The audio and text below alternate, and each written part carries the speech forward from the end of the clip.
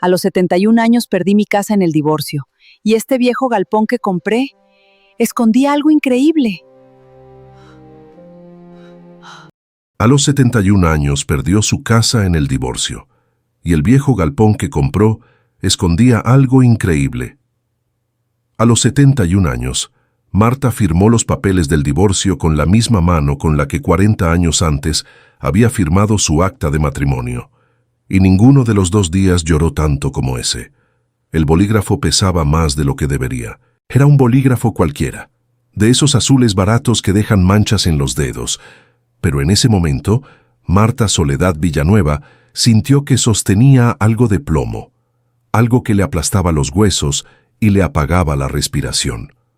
Lo posó sobre la hoja, firmó, y cuando levantó la vista Rodrigo ya no la miraba. 42 años. 42 años de matrimonio, de madrugar para hacer el desayuno antes de que él se fuera al trabajo, de planchar sus camisas con almidón porque a él le gustaban así, de criar a 2 hijos, de enterrar a sus padres, de sobrevivir enfermedades, deudas, mudanzas y años malos.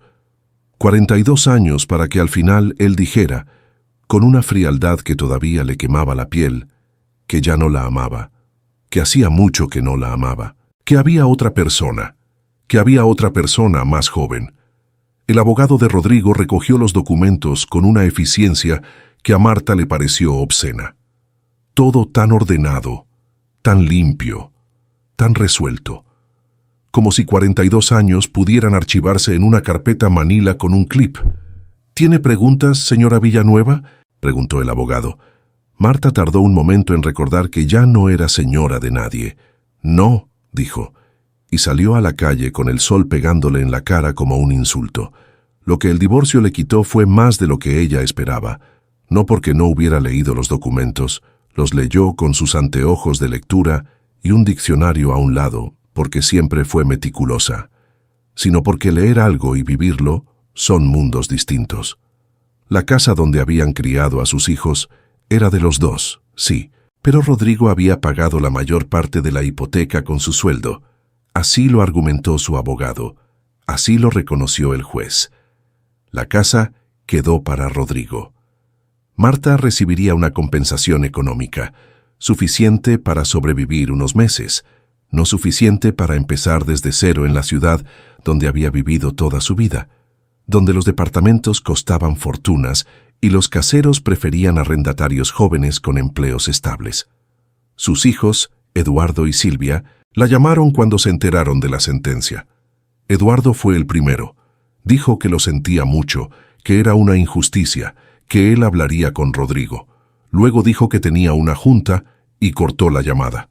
No volvió a marcar. Silvia fue la segunda. Dijo que podía quedarse en su casa unos días mientras encontraba algo.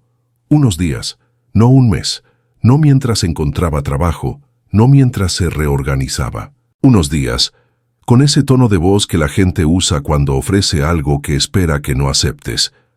Marta dijo que no era necesario, que estaba bien, que ya tenía un plan. No tenía un plan. Pasó las primeras 2 semanas en un hotel de paso que olía a humedad y desinfectante. Contó su dinero 3 veces al día, como si los billetes fueran a multiplicarse si los miraba con suficiente esperanza. Hizo cuentas en una libreta. Los precios de los departamentos en la ciudad, los gastos mensuales mínimos para vivir dignamente, lo que le quedaría después de 1 año, después de 2. Los números siempre llegaban al mismo resultado. No alcanzaba.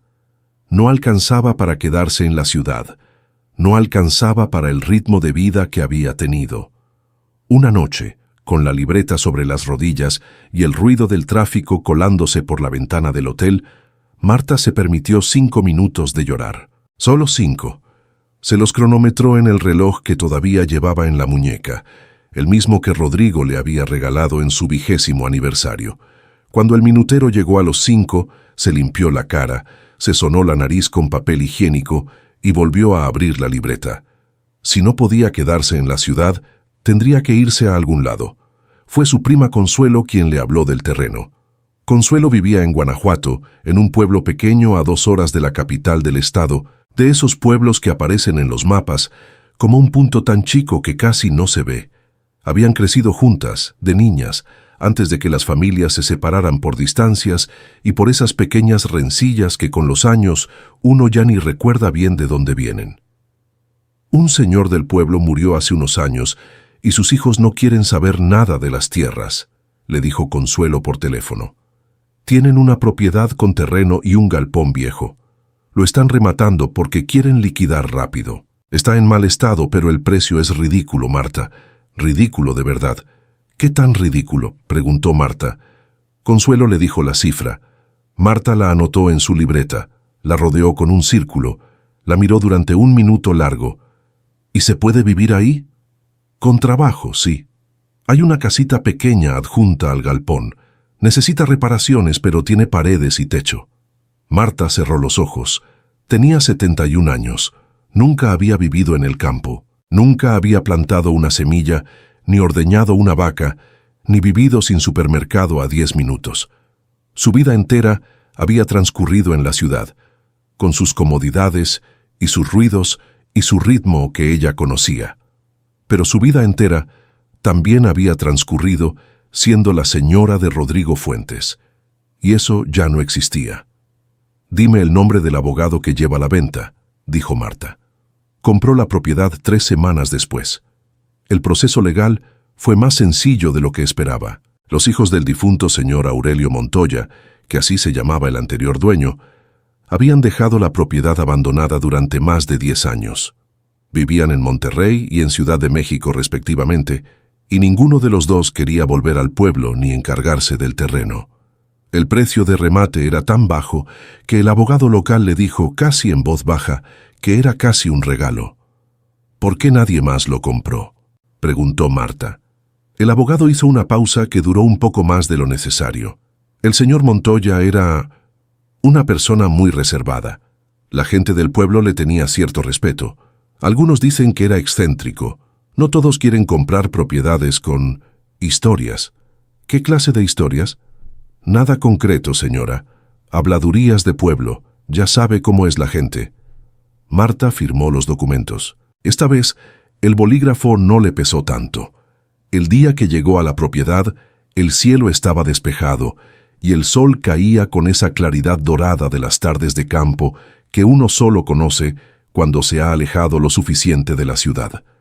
El taxi que la trajo desde el pueblo la dejó en el camino de tierra, frente a una reja de metal oxidado que se abría con una llave que el abogado le había entregado en un sobre Kraft. Marta bajó con su maleta. Una sola maleta de cuero marrón, desgastada en las esquinas, que había servido para los viajes familiares y para las vacaciones y para las visitas a los hospitales cuando los padres de Rodrigo fueron envejeciendo. Ahora servía para esto, para toda su vida.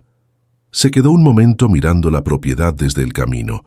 La casita era pequeña, de adobe blanco con la pintura descascarada, con una ventana de madera que no cerraba del todo y un tejado de lámina que había conocido mejores tiempos. Pero estaba en pie, tenía paredes, tenía techo, y al lado, grande y silencioso como una pregunta sin respuesta, estaba el galpón. Era una construcción de madera oscura, enorme para lo que Marta esperaba, con tablones grises desgastados por décadas de sol y lluvia. Las puertas dobles estaban entornadas, abiertas apenas una rendija, y por esa rendija salía un olor a madera vieja y a tierra húmeda y a algo más que Marta no supo identificar de inmediato. Las ventanas laterales estaban rotas en algunos vidrios y cubiertas de musgo en los marcos. Por la pared derecha trepaba una enredadera que había crecido sin que nadie la podara en años. A la derecha del galpón dormía un tractor viejo, herrumbroso, con el capó levantado y cubierto parcialmente por la hierba alta. Paletas de madera apiladas sin orden, barriles de metal, herramientas oxidadas dispersas como los restos de una vida que alguien había abandonado deprisa. Marta abrió la reja. Tomó su maleta. Caminó por el sendero de tierra entre los charcos que había dejado la lluvia de la noche anterior. Se detuvo frente a las puertas del galpón. Empujó una. Crujió. La madera resistió un segundo y luego cedió, abriéndose hacia adentro con un sonido largo y grave que se espació por el interior oscuro. El olor la golpeó de inmediato. Madera vieja, polvo de décadas, algo metálico en el fondo, y debajo de todo, casi imperceptible, algo que olía a papel antiguo y a tiempo guardado. El interior estaba en penumbra. Rayos de luz entraban por los agujeros del techo y por las ventanas rotas, iluminando columnas de polvo que flotaban inmóviles en el aire. Había aperos de labranza colgados en las paredes, un carro sin ruedas arrinconado en el fondo, cajas apiladas cubiertas de mantas viejas, muebles rotos cubiertos de telarañas. Marta entró despacio. Sus pasos sobre el suelo de tierra hacían un sonido sordo. Miró alrededor con los ojos acostumbrándose a la oscuridad. «Bueno», dijo en voz alta, y su voz rebotó en las paredes de madera como si el galpón no estuviera acostumbrado a escuchar voces humanas. «Por algún lado hay que empezar». Salió, tomó su maleta, entró a la casita. Encontró una cama de madera con un colchón viejo. Lo golpeó con la palma, levantó una nube de polvo, tosió. Esa noche durmió con el abrigo puesto, mirando el techo de la casita, escuchando los sonidos del campo que no conocía. Los grillos, el viento en la hierba, el crujido de la madera del galpón al asentarse en el frío de la noche. En algún momento, ya entrada la madrugada, sonrió. No sabía por qué. No tenía motivos claros para sonreír. Tenía 71 años, estaba sola en el campo, dormía con el abrigo puesto en un colchón ajeno, pero era suyo. Todo esto era suyo. Por primera vez en 42 años, algo era completamente, únicamente suyo. La primera mañana en el campo llegó con un gallo que Marta no sabía que existía. El animal cantó a las 5:30 con una dedicación que parecía personal, y Marta se despertó en el colchón ajeno con el abrigo todavía puesto y la espalda diciéndole cosas que prefirió no escuchar. Se quedó un momento mirando el techo de la casita. Vigas de madera oscurecidas por el tiempo, una mancha de humedad en la esquina derecha, una telaraña perfecta y abandonada que colgaba como decoración entre dos clavos. «Buenos días», le dijo al techo. Se levantó. Hirvió agua en la hornilla de gas que el abogado le había dicho que funcionaba. Si le dabas 3 vueltas a la perilla izquierda antes de intentar encender la derecha. Le dio las 3 vueltas. Funcionó. Hizo café con el que había traído en su maleta, en un pocillo esmaltado que encontró en la alacena de la cocina, entre cachivaches y polvo, y un ratón disecado que prefirió no investigar de cerca. Bebió el café parada frente a la ventana de la cocina, mirando el galpón. A la luz de la mañana, con el sol todavía bajo y la hierba cubierta de rocío, el galpón tenía otro aspecto, no menos imponente, no menos misterioso, pero sí más concreto, más real. Un problema que podía atacarse con escoba, con guantes y con paciencia. Marta terminó el café, dejó el pocillo en la pila y salió. Empezó por las puertas, las abrió completamente, las dos, empujando con el hombro porque la madera había absorbido tanta humedad durante años que los goznes apenas cedían. Cuando finalmente quedaron abiertas de par en par, la luz de la mañana entró al galpón como si fuera la primera vez que lo visitaba, iluminando décadas de abandono con una honestidad que no le pedía permiso a nadie. Marta entró con los guantes de jardinería que había traído en su maleta, unos de tela con flores bordadas que eran para podar rosas en el jardín de la casa que ya no era suya, pero que servirían. Se ató el cabello plateado en un rodete apretado, se arremangó la blusa y empezó. Lo primero fue caminar todo el interior para entender lo que había. No limpiar todavía, solo mirar. Siempre había sido así. Antes de actuar, entender. Era un hábito que venía de algún lugar de su infancia y que Rodrigo siempre le había criticado. Tú y tu necesidad de planear todo, le decía. A veces hay que simplemente hacer, pero Rodrigo también había sido el que compraba sin pensar y llegaba a casa con 3 televisores distintos, porque en la tienda no le habían dejado pensar con calma. El galpón medía, a ojo, unos 18 metros de largo por 10 de ancho. Techo de 2 aguas, construido con vigas gruesas que todavía se veían sólidas, aunque en algunos puntos el techo de lámina tenía boquetes por donde el cielo asomaba como un ojo. El suelo era de tierra apisonada, dura y fría. Las paredes de tablones de madera, con ranuras entre algunos donde el viento pasaba con un silbido bajo. Hacia el fondo izquierdo había un establo de madera, con 3 compartimentos separados por tablones, vacíos. Al fondo derecho, el carro sin ruedas que había visto la noche anterior. Un carruaje viejo de esos de caballos, con los ejes oxidados y la capota de cuero rajada y cubierta de polvo blanco. En las paredes colgaban aperos, arneses de cuero reseco, herramientas de labranza, ganchos vacíos de donde debieron colgar cosas que ya no estaban. Y en el centro, apiladas sin orden aparente, las cajas. Eran muchas, más de las que parecían desde la puerta. Algunas de madera del tipo que usaban antes para guardar mercancías con listones clavados. Otras de cartón, tan viejas que el cartón se había endurecido y oscurecido hasta parecerse casi a madera. Encima de algunas había mantas viejas, cobijas de lana raídas, costales de tela. Todo cubierto de una capa de polvo gris que lo igualaba y lo uniformaba, como si el tiempo quisiera hacer desaparecer las diferencias entre las cosas.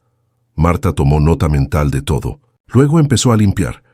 3 horas después tenía la mitad frontal del galpón despejada, el polvo de los primeros metros barrido hacia afuera y la espalda diciéndole con más insistencia que antes lo que pensaba de todo este asunto. Se sentó en una de las cajas de madera que había arrastrado hacia la puerta para tomar aire. Bebió agua de una botella. Miró lo que había despejado y lo que faltaba. Las cajas del centro eran el siguiente paso. Tendría que moverlas para poder seguir barriendo. Y antes de moverlas, debería saber qué había dentro, porque algunas pesaban lo suficiente como para que no tuviera sentido cargarlas sin saber si valía la pena. Fue entonces cuando, al mover la primera pila de cajas de cartón, encontró la leña. O más bien, encontró que lo que parecía una pila de leña apilada contra la pared del fondo no era solo una pila de leña. Desde la puerta, y desde cualquier ángulo que hubiera tomado hasta ese momento, parecía simplemente eso, troncos apilados contra la pared, del tipo que se guardan para el invierno. Pero cuando empujó la última caja de cartón y avanzó hacia el fondo, la perspectiva cambió, y Marta vio algo que la hizo detenerse. La leña estaba apilada con demasiada precisión, no con el orden descuidado con el que se apila leña cuando uno simplemente la va poniendo, con una precisión geométrica, casi arquitectónica, como si alguien la hubiera colocado ahí pensando en otra cosa distinta a guardar leña. Los troncos formaban una pared perfectamente plana, todos de grosor similar, sin huecos, ajustados los unos contra los otros. Marta se acercó, extendió la mano y tocó uno de los troncos. Estaba seco, muy seco, reseco de años sin humedad, del tipo de seco que solo se consigue con décadas. Lo empujó con cuidado. El tronco se movió. No se cayó, no rodó, se movió como si fuera parte de algo que podía moverse. Marta frunció el ceño. Empujó otro tronco del lado. También se movió, los dos juntos, como si estuvieran unidos. Dio un paso atrás y miró la pila completa con ojos nuevos. Entonces lo entendió. No era una pila de leña, era una pared de leña, un frente construido con troncos para cubrir algo que estaba detrás. Tardó 20 minutos en mover la leña suficiente para confirmarlo.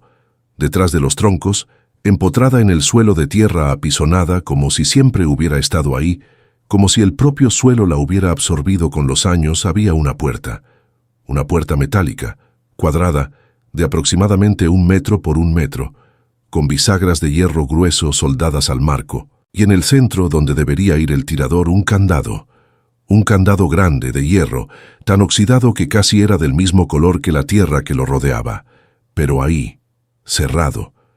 Marta se quedó mirándolo durante un buen rato sin decir nada. El sol ya estaba más alto y entraba por los boquetes del techo en columnas diagonales de luz que iluminaban el polvo suspendido en el aire. Un pájaro cantó afuera, en algún árbol. El viento movió la enredadera de la pared del galpón con un susurro suave.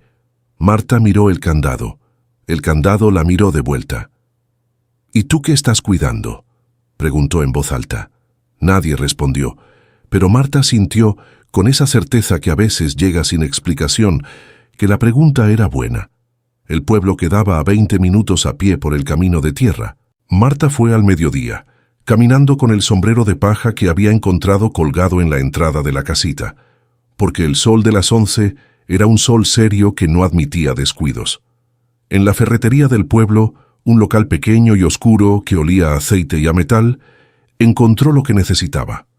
Una cegueta, un par de formones, aceite penetrante para óxido y guantes de trabajo gruesos.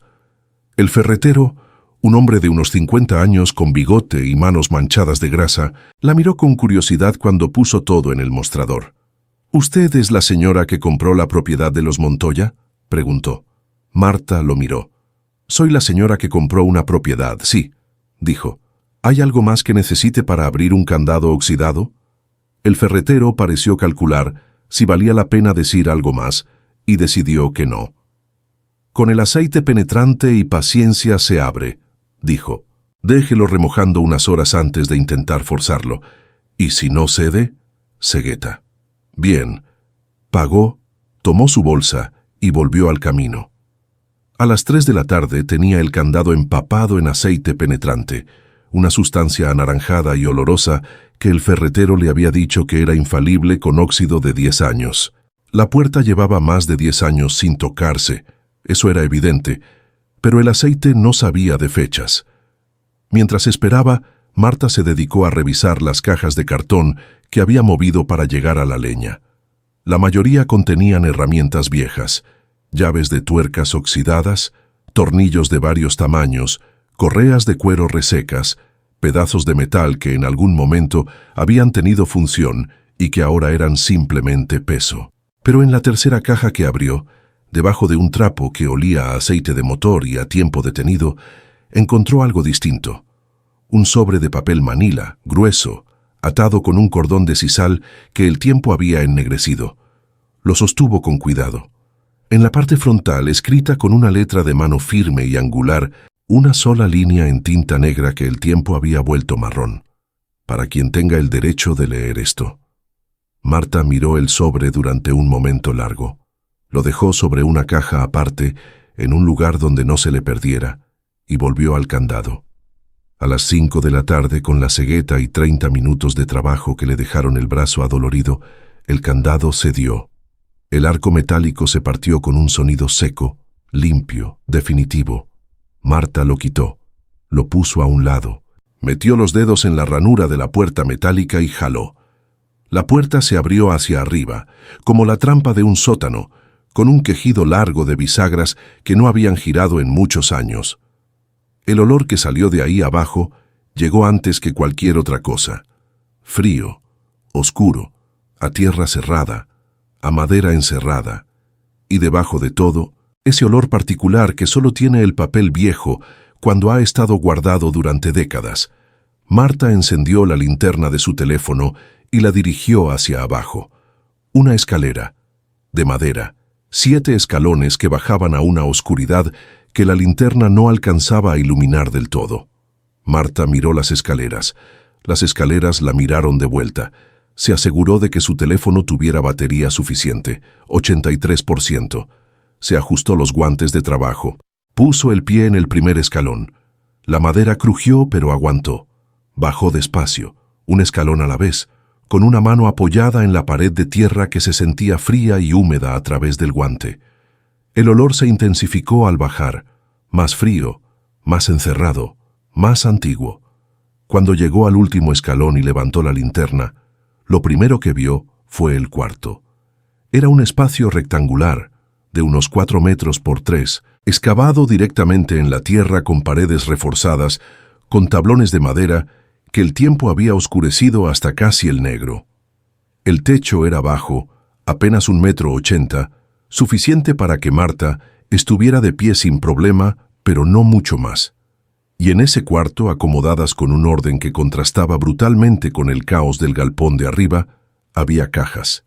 Cajas de madera bien construidas, con tapa y con bisagras de metal. Sobre 2 de ellas había una capa de tela encerada, bien sujeta, del tipo que se usa para proteger cosas del polvo. Y al fondo, contra la pared del fondo, sola y oscura, como si hubiera estado esperando ahí todo el tiempo que nadie la buscaba, una caja fuerte, de hierro, negra, con una rueda de combinación en el centro y una manija gruesa a la derecha. Grande, del tamaño de un baúl mediano, empotrada en la pared de tierra con una solidez que decía que alguien había pensado mucho en cómo ponerla para que nadie pudiera sacarla fácilmente. Marta se quedó inmóvil en el último escalón durante varios segundos. La linterna iluminaba la caja fuerte. La caja fuerte no decía nada.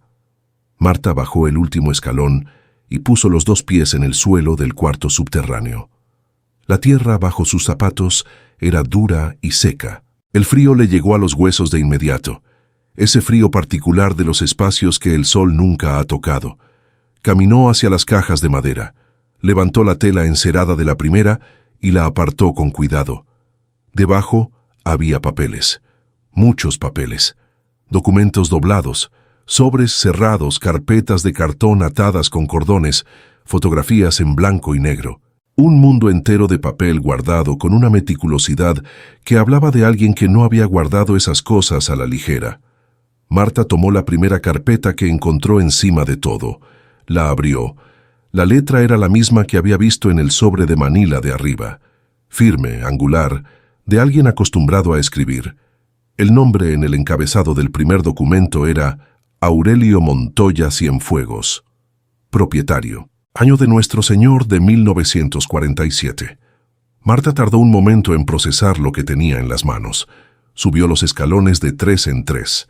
Esa noche, sentada en la cama de la casita con todas las velas que había encontrado encendidas a su alrededor, porque la luz eléctrica del cuarto apenas funcionaba, Marta leyó durante 4 horas sin parar. No leyó todo. Era imposible.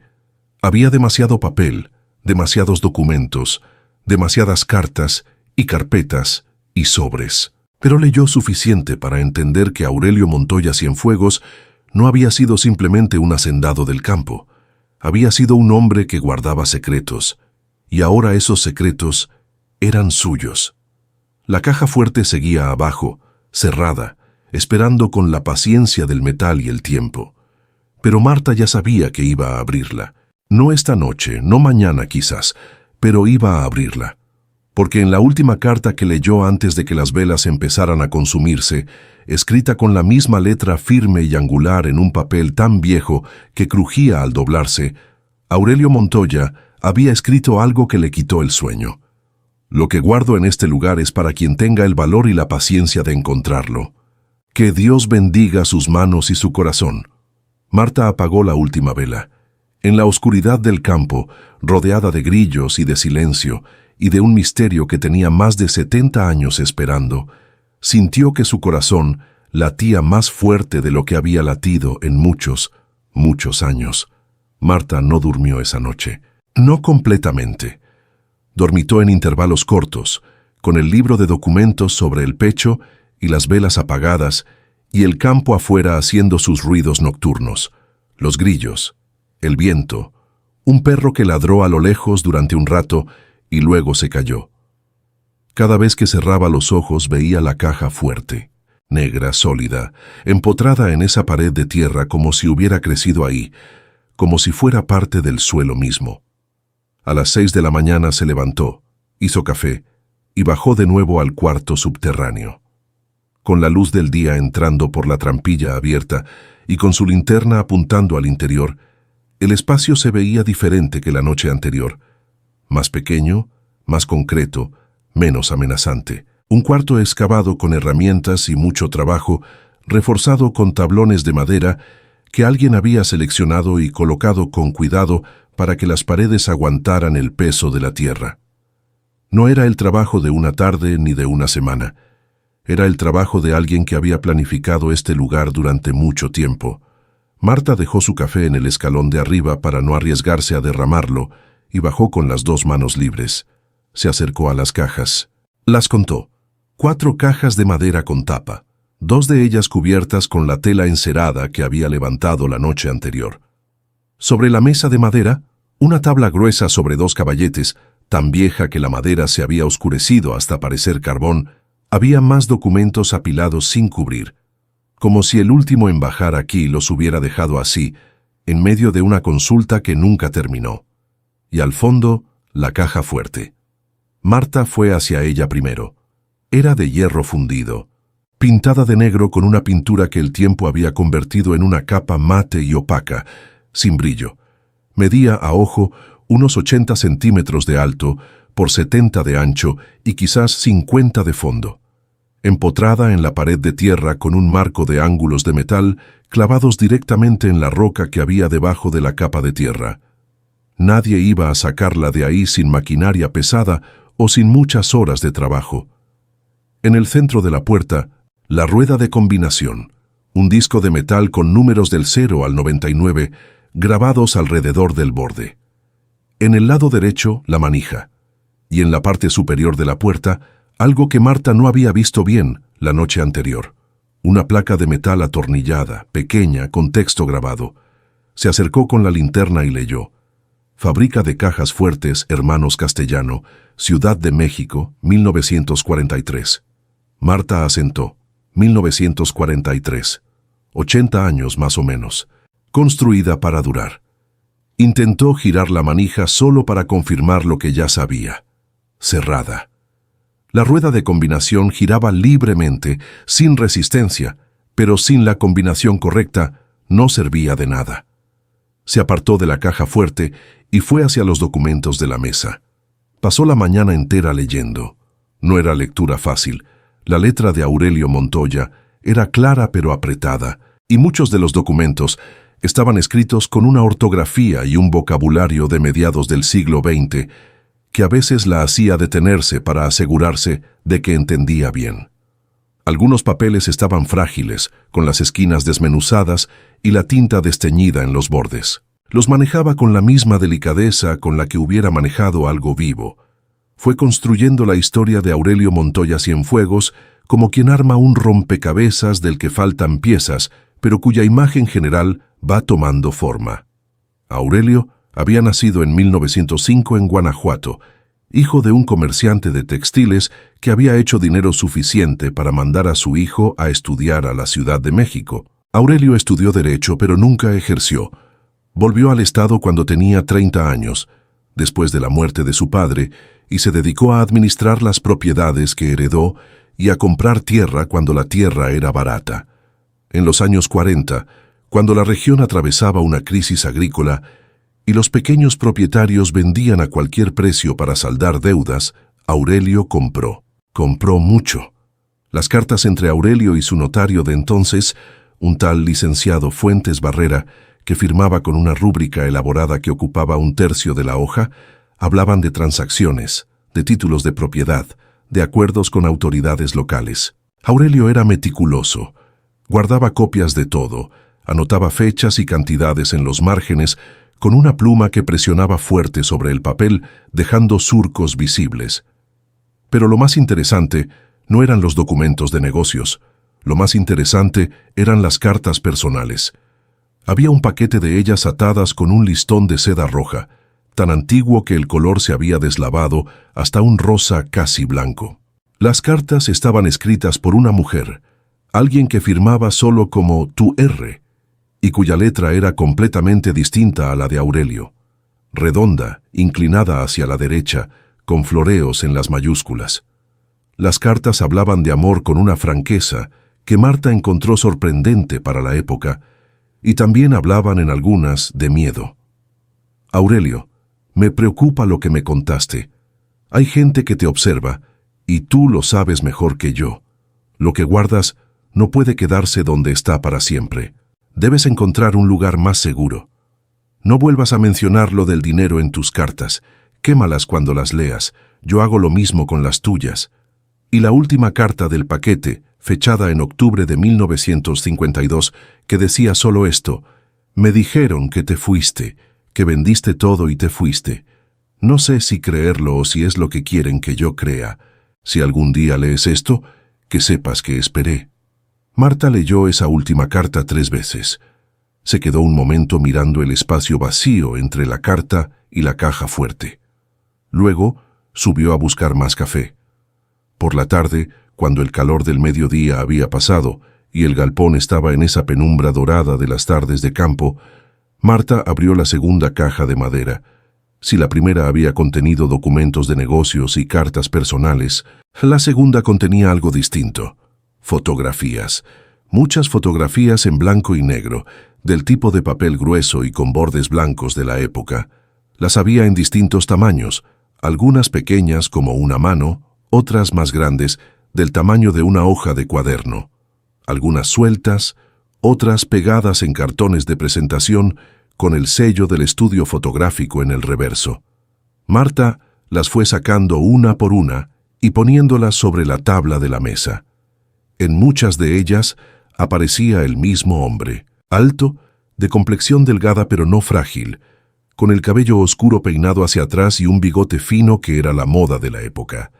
Cara larga, mandíbula definida, ojos que incluso en las fotos en blanco y negro se veían claros, de ese tipo de claro que puede ser verde o gris o azul, y que la cámara antigua no terminaba de definir. Vestía bien. Traje oscuro en las fotos formales, camisa arremangada y sombrero de palma en las de campo. Ese era Aurelio. Marta lo supo sin necesidad de que nadie se lo dijera. Había fotos de la hacienda en sus tiempos de gloria, la fachada principal con arcos de cantera, los corrales llenos de ganado, los campos sembrados extendiéndose hasta donde la cámara alcanzaba. Había fotos de hombres trabajando, de mujeres en la cocina de la hacienda, de niños que probablemente eran hijos de los peones. Una vida entera documentada con la minuciosidad de alguien que sabía, quizás, que esa vida no iba a durar para siempre. Y luego, en el fondo de la caja, dentro de un sobre de papel que había resistido los años mejor que los demás porque era más grueso, Marta encontró algo que la hizo contener la respiración. Un cuadro pequeño, no una fotografía, una pintura al óleo en miniatura, del tamaño de un libro mediano, enmarcada en madera oscura tallada. El cuadro mostraba el interior de lo que parecía ser una habitación, un escritorio con papeles, una ventana con luz de tarde y sobre el escritorio una caja fuerte. La misma caja fuerte que estaba ahora frente a ella, negra y silenciosa. Marta giró el cuadro. En el reverso, pegada con engrudo que el tiempo había oscurecido, había una hoja de papel doblada. La desplegó con cuidado sosteniéndola con las dos manos para no romper los pliegues que el tiempo había endurecido. Eran números, una secuencia, escrita con la letra firme de Aurelio, 174308, y debajo una sola línea. Gira a la derecha primero. Marta miró los números, miró la caja fuerte, los números de nuevo. Se levantó. Se arrodilló frente a la caja fuerte con las rodillas protestando, pero sin hacerles caso. Puso la linterna apuntando directamente a la rueda de combinación para ver bien los números. Sostuvo el papel con la combinación en la mano izquierda. Gira a la derecha primero. Giró la rueda a la derecha, lentamente, escuchando los clics del mecanismo interno como si pudiera entenderlos.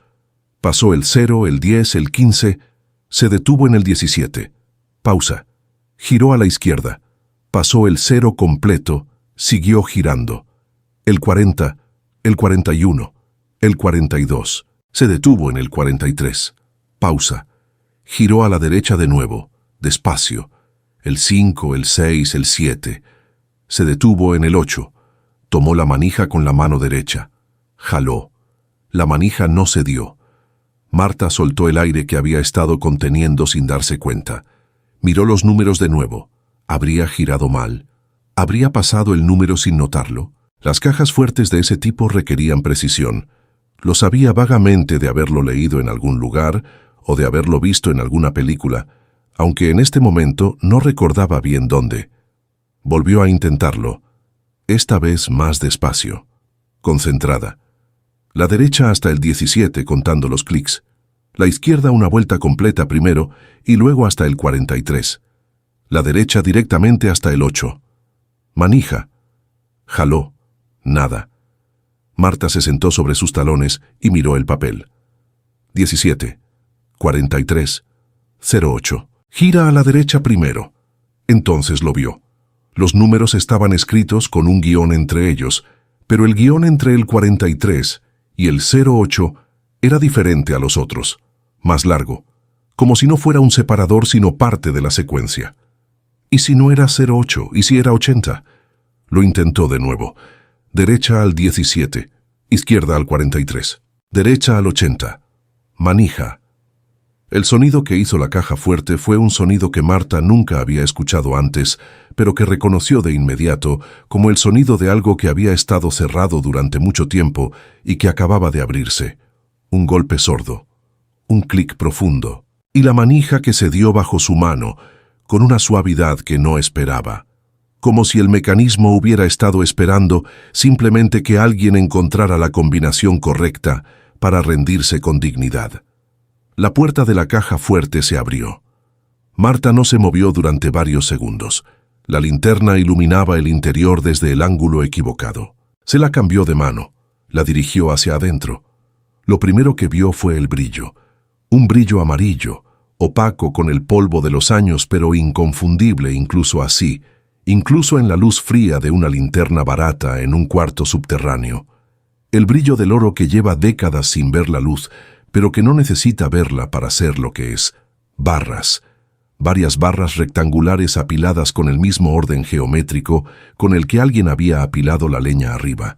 Barras de metal amarillo que no eran ornamento ni decoración, sino peso, solidez, valor acumulado con la paciencia de alguien que confiaba más en el metal que en los bancos. Detrás de las barras, atados con cordones de cuero, billetes, fajos gruesos de billetes viejos, del tipo que ya no circula, con las caras serias de los presidentes y los monumentos y los números grandes que en otra época representaban fortunas, y encima de todo, colocado con cuidado como si fuera lo más importante de todo lo que había ahí adentro. Un sobre blanco, grande, sellado con lacre rojo que el tiempo había oscurecido hasta el marrón, pero que seguía intacto, seguía sellado, seguía esperando. Marta extendió la mano hacia el sobre, se detuvo un segundo antes de tocarlo. Pensó en Aurelio Montoya Cienfuegos, que había nacido en 1905 y que había construido este cuarto con sus propias manos o con las manos de alguien de su confianza, que había guardado aquí lo que más valoraba y que había desaparecido en algún momento sin que nadie supiera bien qué había pasado. Pensó en tu R, que había esperado y que nunca supo si Aurelio había huido o si le había pasado algo peor. Pensó en los hijos que habían vendido esta propiedad sin venir a verla, que habían puesto un precio de remate a algo que no sabían que valía mucho más. Pensó en ella misma, en Marta Soledad Villanueva, que había llegado aquí con una maleta y 71 años y ningún plan concreto más que sobrevivir. Tomó el sobre. Lo sostuvo con las dos manos. En el frente, con la letra firme y angular que ya conocía como si fuera de alguien de su familia, estaba escrito: para el dueño legítimo de esta tierra. Léase con testigos. Marta subió los escalones con el sobre en la mano, salió al galpón, salió al campo y se sentó en la hierba con el sol de la tarde encima. Lo miró durante un buen rato, luego lo guardó cuidadosamente en el bolsillo interior de su chaqueta, junto a su corazón. Todavía no abriría esto sola, porque si lo que sospechaba era correcto, iba a necesitar un testigo. El licenciado Gerardo Palacios tenía su despacho en la calle principal del pueblo, entre la papelería y la farmacia, en un local tan angosto que cuando Marta entró tuvo la sensación de que las paredes se tocaban detrás de ella. Un escritorio grande, 2 sillas para clientes, una planta de plástico en el rincón, títulos enmarcados en la pared, y una cafetera eléctrica que gorgoteaba en la esquina como si fuera parte del mobiliario esencial. El licenciado Palacios tenía unos 60 años, lentes de armazón grueso y el tipo de cara de hombre que ha escuchado muchas historias y ya no se sorprende fácilmente con ninguna. Recibió a Marta con cortesía profesional, le ofreció café que ella aceptó y esperó. «Soy la nueva propietaria del terreno que fue de Aurelio Montoya Cienfuegos», dijo Marta. El licenciado la miró por encima de sus lentes. «Sé quién es usted, señora. El pueblo es chico.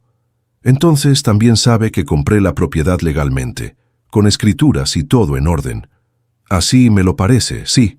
Marta sacó el sobre del bolsillo interior de su chaqueta y lo puso sobre el escritorio. El licenciado miró el sobre. Miró a Marta. Volvió al sobre. Para el dueño legítimo de esta tierra, léase con testigos. Leyó en voz alta. ¿Dónde encontró esto? En el interior de la caja fuerte que estaba en el cuarto subterráneo debajo del galpón. Una pausa. ¿Hay un cuarto subterráneo debajo del galpón de los Montoya? Había, dijo Marta. Ahora es el cuarto subterráneo debajo de mi galpón. ¿Quiere ser el testigo, licenciado? Porque necesito abrir esto frente a alguien con autoridad legal. El licenciado Palacios se quitó los lentes, los limpió con un pañuelo, se los volvió a poner. Un gesto que Marta interpretó como su manera de ganar tiempo para pensar. ¿Trajo los documentos de compra de la propiedad? Los tengo aquí. Marta puso la carpeta con sus papeles junto al sobre. El licenciado revisó los documentos con la calma de alguien que ha revisado muchos documentos en su vida y que sabe que la prisa no ayuda a leer bien. Tomó su tiempo. Marta bebió su café y miró la planta de plástico del rincón. Finalmente el licenciado levantó la vista. «Sus documentos están en orden», dijo. «Usted es la propietaria legal de ese terreno y de todo lo que hay en él, incluyendo las construcciones y su contenido». «Eso pensé yo también». «Bien». El licenciado Palacios se puso de pie, fue a la puerta de su despacho, llamó a su secretaria y le pidió que no le pasara llamadas por un rato. Luego volvió a su silla, juntó las manos sobre el escritorio y miró el sobre. «Ábralo, señora Villanueva». El lacre rojo oscurecido por el tiempo cedió sin dificultad. Décadas de resecamiento lo habían vuelto frágil. Marta abrió el sobre con cuidado, sacó los papeles que había dentro. Eran 3 hojas, escritas a mano con la letra de Aurelio, pero también con algo más. Al pie de la tercera hoja había 3 firmas además de la de Aurelio, y junto a cada firma, un sello de tinta roja. El licenciado Palacios extendió la mano en silencio. Marta le pasó las hojas. Lo observó leer. Era un hombre que leía sin gesticular, sin cambiar la expresión, pero sus ojos se movían con rapidez y en un punto, hacia la mitad de la segunda hoja, se detuvieron brevemente antes de continuar. Solo un segundo. Pero Marta lo notó. Cuando terminó, puso las hojas sobre el escritorio con la misma calma con la que las había tomado. «¿Sabe lo que es esto?», preguntó. «Un testamento», dijo Marta. «Un testamento hológrafo», precisó el licenciado. «Escrito de puño y letra del testador, firmado por él y por 3 testigos con sus sellos correspondientes. En México, bajo las condiciones correctas, un testamento hológrafo tiene validez legal». «¿Y este cumple las condiciones?». El licenciado volvió a tomar las hojas. Las revisó de nuevo, esta vez más despacio, deteniéndose en los sellos, en las firmas, en las fechas. «Las firmas y sellos corresponden a 1952», dijo finalmente. «Los testigos son identificables. Uno era el presidente municipal de este pueblo en esa época, otro era el párroco local, y el tercero parece ser un notario de Guanajuato capital. Si sus documentos de identidad y su ejercicio de funciones pueden verificarse en los archivos históricos correspondientes, la validez formal del testamento sería difícil de impugnar». «¿Y qué dice el testamento?». El licenciado la miró. «Dice, señora Villanueva, que quien demuestre ser el propietario legítimo de este terreno, con escrituras en regla, adquirida por compra-venta y no por herencia ni por despojo, será el heredero de todo lo que Aurelio Montoya guardó en el cuarto subterráneo de este galpón». Marta respiró despacio. «¿Y yo cumplo eso?». «Usted compró la propiedad. Tiene escrituras. La compra fue registrada ante notario». El licenciado hizo una pausa. «En principio sí, pero hay que hacer el proceso legal formal para que el testamento sea reconocido judicialmente. No es algo que se resuelva en una tarde. ¿Cuánto tiempo toma?». «Meses, quizás más, dependiendo de si alguien lo impugna». «¿Quién podría impugnarlo?». El licenciado se acomodó en su silla con el gesto de alguien que está por decir algo que preferiría no tener que decir. Los herederos naturales de Aurelio Montoya, si los hay. Familiares directos. Los hijos que le vendieron la propiedad a usted, por ejemplo, podrían argumentar que no sabían que existía este testamento y que de haberlo sabido no habrían vendido. Pero ellos vendieron. Vendieron el terreno, no necesariamente los bienes que estaban escondidos debajo de él y que ellos no sabían que existían. Marta miró el testamento sobre el escritorio. ¿Y qué hay en la caja fuerte además del sobre?, preguntó el licenciado con un tono que intentaba ser neutral y no terminaba de serlo. Marta lo miró un momento antes de responder. «Lingotes», dijo. «Y billetes viejos». El licenciado asintió muy despacio. «Entiendo», dijo. Volvió a la propiedad esa tarde con el licenciado Palacios, siguiendo su camino en un Tsuru verde de al menos 15 años, que tosía en las curvas del camino de tierra. Quería ver el cuarto. Quería ver la caja fuerte. Marta lo entendió. Un abogado que certifica un hallazgo sin verlo no está certificando nada. Bajaron juntos al cuarto subterráneo. El licenciado con su propia linterna grande, que sacó de la guantera de su carro, con la practicidad de alguien que vive en un pueblo donde los apagones son cosa de cada semana. El licenciado Palacios estuvo en silencio durante varios minutos, mirando el cuarto, mirando las cajas, mirando la caja fuerte abierta con su contenido a la vista. Se acercó, miró las barras de metal amarillo sin tocarlas. Contó en voz baja. «Son 8 barras», dijo. «9», corrigió Marta. «Hay una al fondo que quedó cubierta por el sobre». El licenciado apuntó su linterna al fondo. Contó de nuevo. 9, confirmó. «¿Sabe cuánto vale eso?», preguntó Marta. «No en cifras exactas. El precio del oro fluctúa. Pero», el licenciado hizo una pausa, «muchos millones de pesos, señora Villanueva. Y los billetes, si son de la época que parecen, también tienen valor como colección numismática, independientemente de su valor nominal». Marta asintió. Había pasado la noche anterior buscando en su teléfono, con la señal débil que llegaba del pueblo, información sobre el precio del oro y sobre el peso aproximado de los lingotes del tipo que había visto en fotografías históricas. Sus cálculos eran imprecisos, pero incluso con un margen de error amplio, los números eran de un tamaño que no había manejado en toda su vida.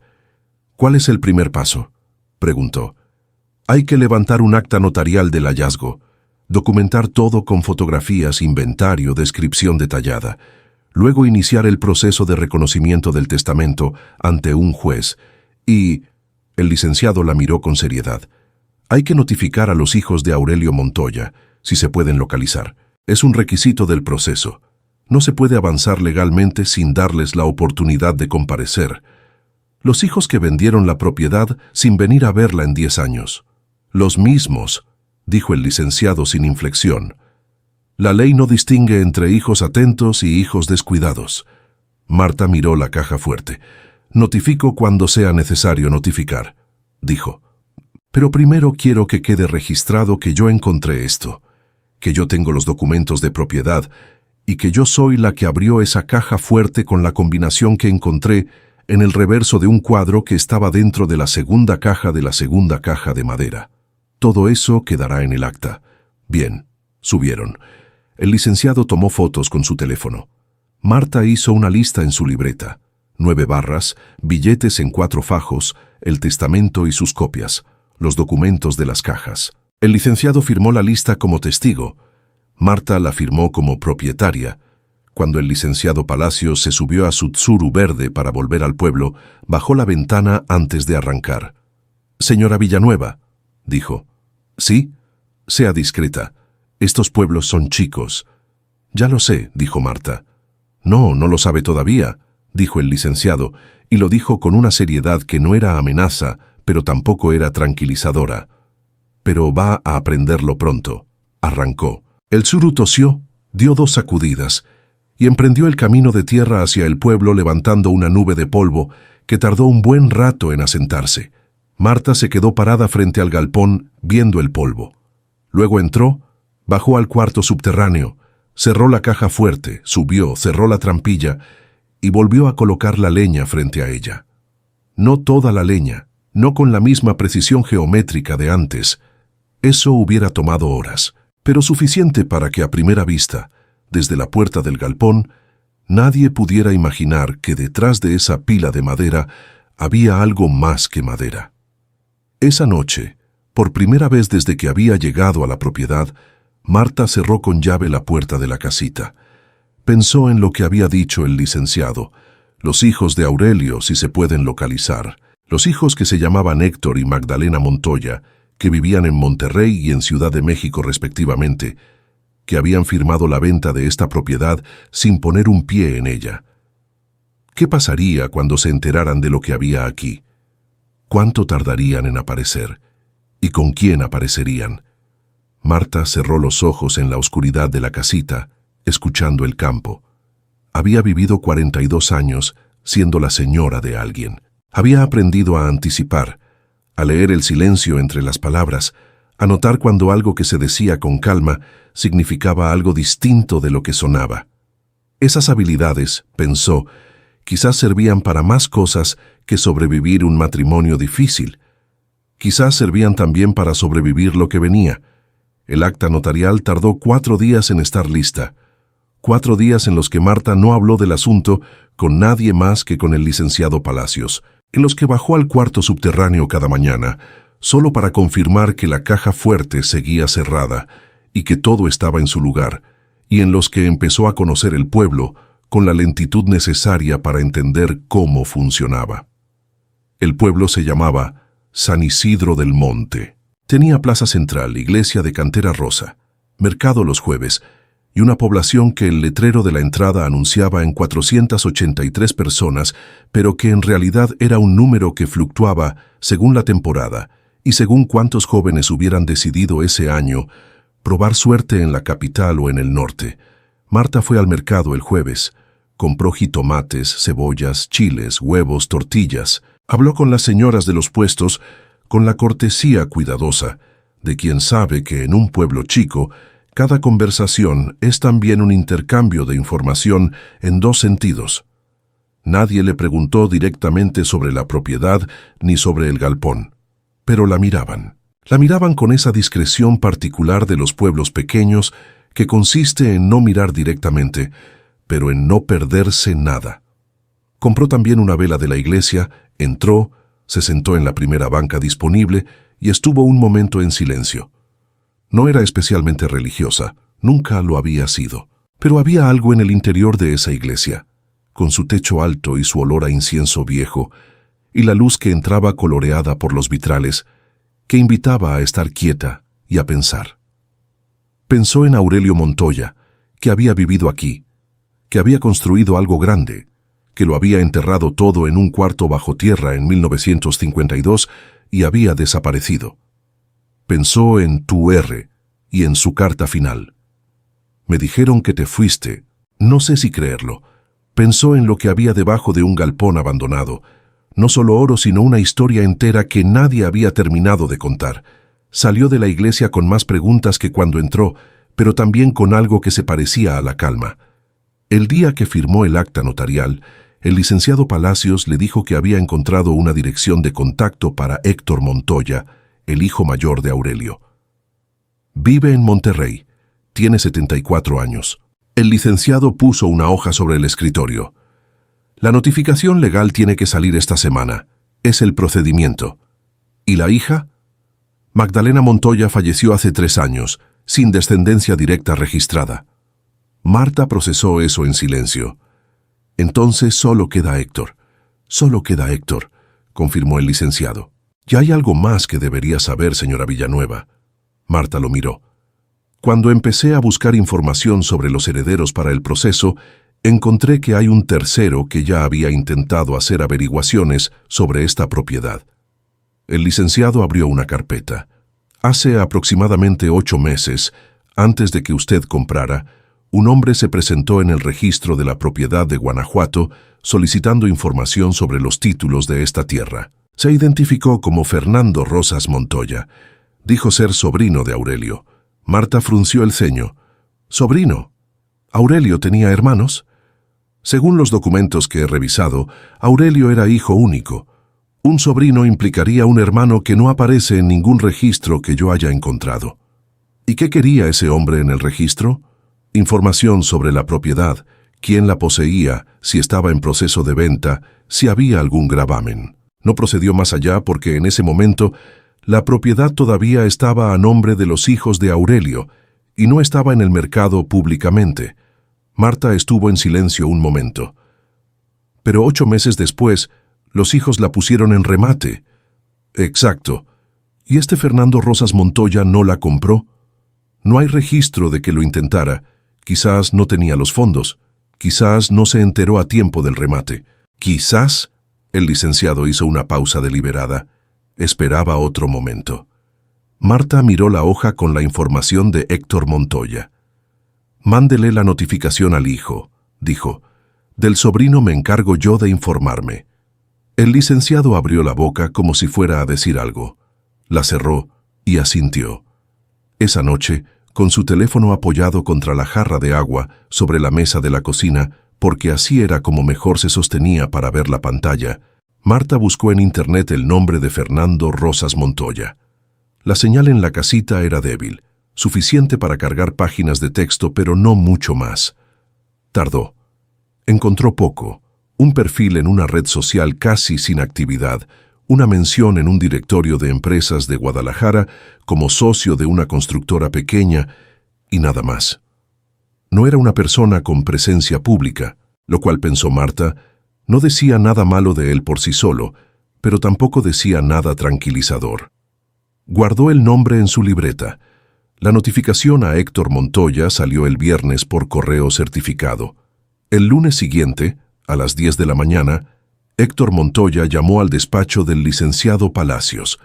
Marta estaba presente porque el licenciado le había pedido que viniera esa mañana para revisar unos documentos adicionales del acta, y porque Marta lo sospechó y el licenciado no lo confirmó ni lo negó. El licenciado quería que ella escuchara esa llamada. La puso en altavoz. La voz de Héctor Montoya era la de un hombre mayor con energía todavía, un poco ronca, con el acento norteño que se le había pegado en décadas de vivir en Monterrey. «Licenciado, recibí su notificación». No dijo buenos días, no preguntó cómo estaba. «Quiero que me explique qué significa esto de un testamento. Esa propiedad ya estaba vendida». «Así es, don Héctor», dijo el licenciado con una calma que Marta empezaba a reconocer como su modo natural de trabajo. La propiedad fue adquirida legalmente por su actual propietaria. Lo que el proceso legal busca reconocer es la validez de un testamento redactado por su padre en 1952, que designa a la propietaria legítima de esa tierra como heredera del contenido de la caja fuerte que su padre guardó en el inmueble. Silencio en la línea. «¿Qué caja fuerte?», dijo Héctor finalmente. «La que estaba en el cuarto subterráneo debajo del galpón, don Héctor». Silencio más largo. «¿Qué cuarto subterráneo?». Marta y el licenciado intercambiaron una mirada. «Su padre construyó un cuarto bajo el suelo del galpón», explicó el licenciado.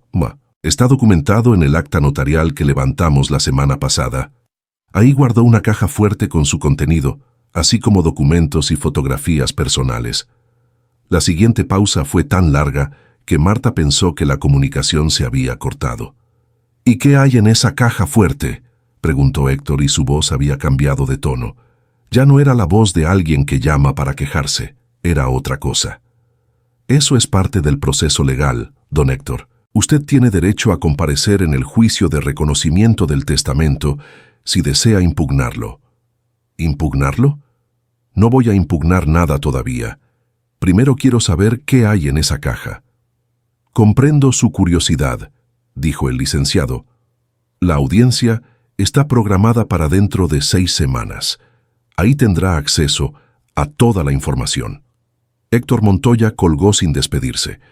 El licenciado miró el teléfono durante un momento. Luego miró a Marta. «¿Vio?», dijo. «Vi», dijo Marta. No sabía nada del cuarto ni de la caja fuerte. Su reacción fue genuina, lo que significa que tampoco sabe lo que hay adentro. Lo que significa, dijo el licenciado, eligiendo sus palabras con cuidado, que cuando se entere puede reaccionar de muchas maneras diferentes, algunas más tranquilas que otras. Marta guardó su libreta en el bolso. ¿6 semanas hasta la audiencia?, preguntó. En el mejor de los casos. Estos procesos a veces se demoran. Bien, se puso de pie. Entonces tengo 6 semanas para prepararme. Pasó esas semanas con una disciplina que sorprendió incluso a su prima Consuelo, que empezó a visitarla los fines de semana desde que se enteró de que Marta estaba instalada en la propiedad. Consuelo era 2 años menor que Marta, más redonda, más ruidosa, con el cabello teñido de un castaño que no engañaba a nadie, pero que tampoco intentaba engañar a nadie. Llegaba los sábados con comida, con chismes del pueblo y con la energía de alguien que encuentra en los problemas ajenos un estímulo para el que los propios problemas no alcanzan. ¿Y no tienes miedo?, le preguntó Consuelo un sábado por la mañana, mientras las dos tomaban café en la cocina de la casita que Marta había ido poniendo en orden semana tras semana. ¿De qué?, preguntó Marta. De todo esto, del juicio, del hijo de Montoya, del sobrino ese que apareció de la nada. El miedo no cambia nada, dijo Marta. Los documentos son los que son. La ley es la que es. Tengo los papeles de compra, el testamento dice lo que dice, y el licenciado Palacios dice que mi caso es sólido. Pero ¿y si...? Consuelo. Marta la miró con esa calma que su prima siempre había interpretado como frialdad, y que en realidad era otra cosa. Era el resultado de haber aprendido, durante décadas, a no gastar energía en lo que no podía controlarse. Llevo 42 años resolviendo problemas con los recursos que tenía. Esto no es diferente. Consuelo bebió su café con el gesto de alguien que no está del todo convencida, pero que decide confiar de todas formas. ¿Y cómo vas con la casita? Ya no gotea el techo de la recámara.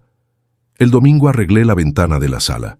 La semana que entra viene un señor del pueblo a revisar la instalación eléctrica. Marta. ¿Qué? Llevas un mes aquí.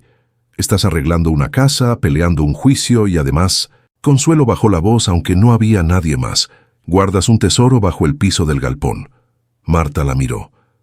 Sí, dijo simplemente. ¿Y estás bien? Marta pensó en la pregunta con honestidad, como hacía con todo. Estoy mejor que en los últimos 10 años de mi matrimonio, dijo finalmente. Consuelo no supo qué responder a eso. Rellenó las tazas de café, y las dos mujeres se quedaron en silencio un momento, mirando por la ventana de la cocina el campo que se extendía hacia las lomas lejanas. Era una mañana clara, con ese azul de cielo que en las ciudades no se ve, porque los edificios lo cortan antes de que uno pueda verlo entero. «Es bonito aquí», dijo Consuelo finalmente. «Sí», dijo Marta, «es muy bonito». 3 semanas antes de la audiencia, Fernando Rosas Montoya apareció en San Isidro del Monte. Marta se enteró por la señora del puesto de jitomates en el mercado del jueves, que le dijo sin que ella preguntara que había llegado un hombre de fuera preguntando por la propiedad de los Montoya, que se hospedaba en la única posada del pueblo, que andaba de traje, lo cual en San Isidro del Monte era un detalle que no pasaba desapercibido. Esa tarde, Marta fue al despacho del licenciado. «Ya llegó», dijo desde la puerta. El licenciado Palacios levantó la vista de sus papeles. «¿Quién?» «El sobrino». El licenciado cerró la carpeta que tenía abierta y la miró con la seriedad de los momentos en que algo que uno anticipaba finalmente se vuelve real. ¿Lo sabe de buena fuente? «De la señora del mercado», dijo Marta, «que en este pueblo es la fuente más confiable que existe». El licenciado no discutió ese punto. «Señora Villanueva», dijo, «a partir de ahora, cualquier cosa que este hombre le diga, cualquier propuesta, cualquier conversación, me llama de inmediato. No negocie nada sola». «No tengo intención de negociar nada», dijo Marta.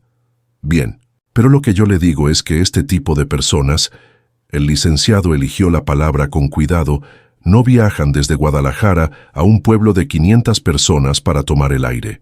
Marta pensó en eso mientras volvía a la propiedad por el camino de tierra, con el sol de la tarde largándole sombra larga detrás. No, un hombre de traje no venía a San Isidro del Monte a tomar el aire. Venía porque sabía algo. La pregunta era ¿cuánto? Fernando Rosas Montoya llegó a su puerta el miércoles por la mañana. Marta lo vio venir desde la ventana de la cocina mientras servía agua para el café. Un hombre de unos 55 años, complexión media, traje gris, que en efecto no tenía nada que hacer en un camino de tierra, zapatos de ciudad que ya traían las puntas cubiertas de polvo. Caminaba con la seguridad de alguien acostumbrado a que las puertas se abran antes de que llegue a tocar. Marta terminó de servir su café antes de salir. Lo esperó en la entrada de la casita, con la taza en la mano, sin abrir la reja. «Buenos días», dijo el hombre cuando llegó a la reja. «¿Es usted la señora Villanueva?» «Depende de quién pregunta». El hombre sonrió. Era una sonrisa practicada, del tipo que se instala en la cara cuando uno quiere parecer agradable sin comprometerse a hacerlo. «Me llamo Fernando Rosas Montoya. Soy sobrino del señor Aurelio Montoya Cienfuegos, el propietario original de esta hacienda». «Expropietario», dijo Marta. «Esta propiedad es mía». «Por supuesto, señora. Por eso vengo a hablar con usted, de manera amistosa». Marta lo miró un momento. Luego abrió la reja. «Puede pasar», dijo, «pero se queda fuera del galpón». Se sentaron en la pequeña terraza de la casita, en las 2 sillas de madera que Marta había encontrado en el galpón y lijado y pintado de blanco durante sus primeras semanas en la propiedad. Marta con su café. Fernando Rosas sin nada porque Marta no le ofreció y él no pidió. «Señora Villanueva», empezó Fernando, con el tono de alguien que ha ensayado lo que va a decir. «Entiendo que usted encontró ciertas cosas en esta propiedad, cosas que pertenecían a mi tío. ¿Qué le hace pensar eso? La notificación del juicio». Sonrió de nuevo. En los pueblos chicos, las noticias viajan rápido. Marta bebió su café sin apresurarse. «El proceso legal es entre la propiedad, el testamento de su tío y el hijo legítimo de su tío», dijo. «Que yo sepa, usted no es parte de ese proceso». «Todavía no». Fernando cruzó los tobillos con comodidad, como si la silla fuera suya. «Pero podría serlo. Tengo documentos que demuestran el parentesco con mi tío Aurelio. Soy hijo de su hermano menor, Manuel Montoya, que falleció en 1978. Y como familiar directo de sangre, tengo derechos que la ley reconoce incluso cuando existe un testamento». «¿Un hermano menor?», dijo Marta. «Qué curioso. Los registros que he revisado indican que Aurelio era hijo único».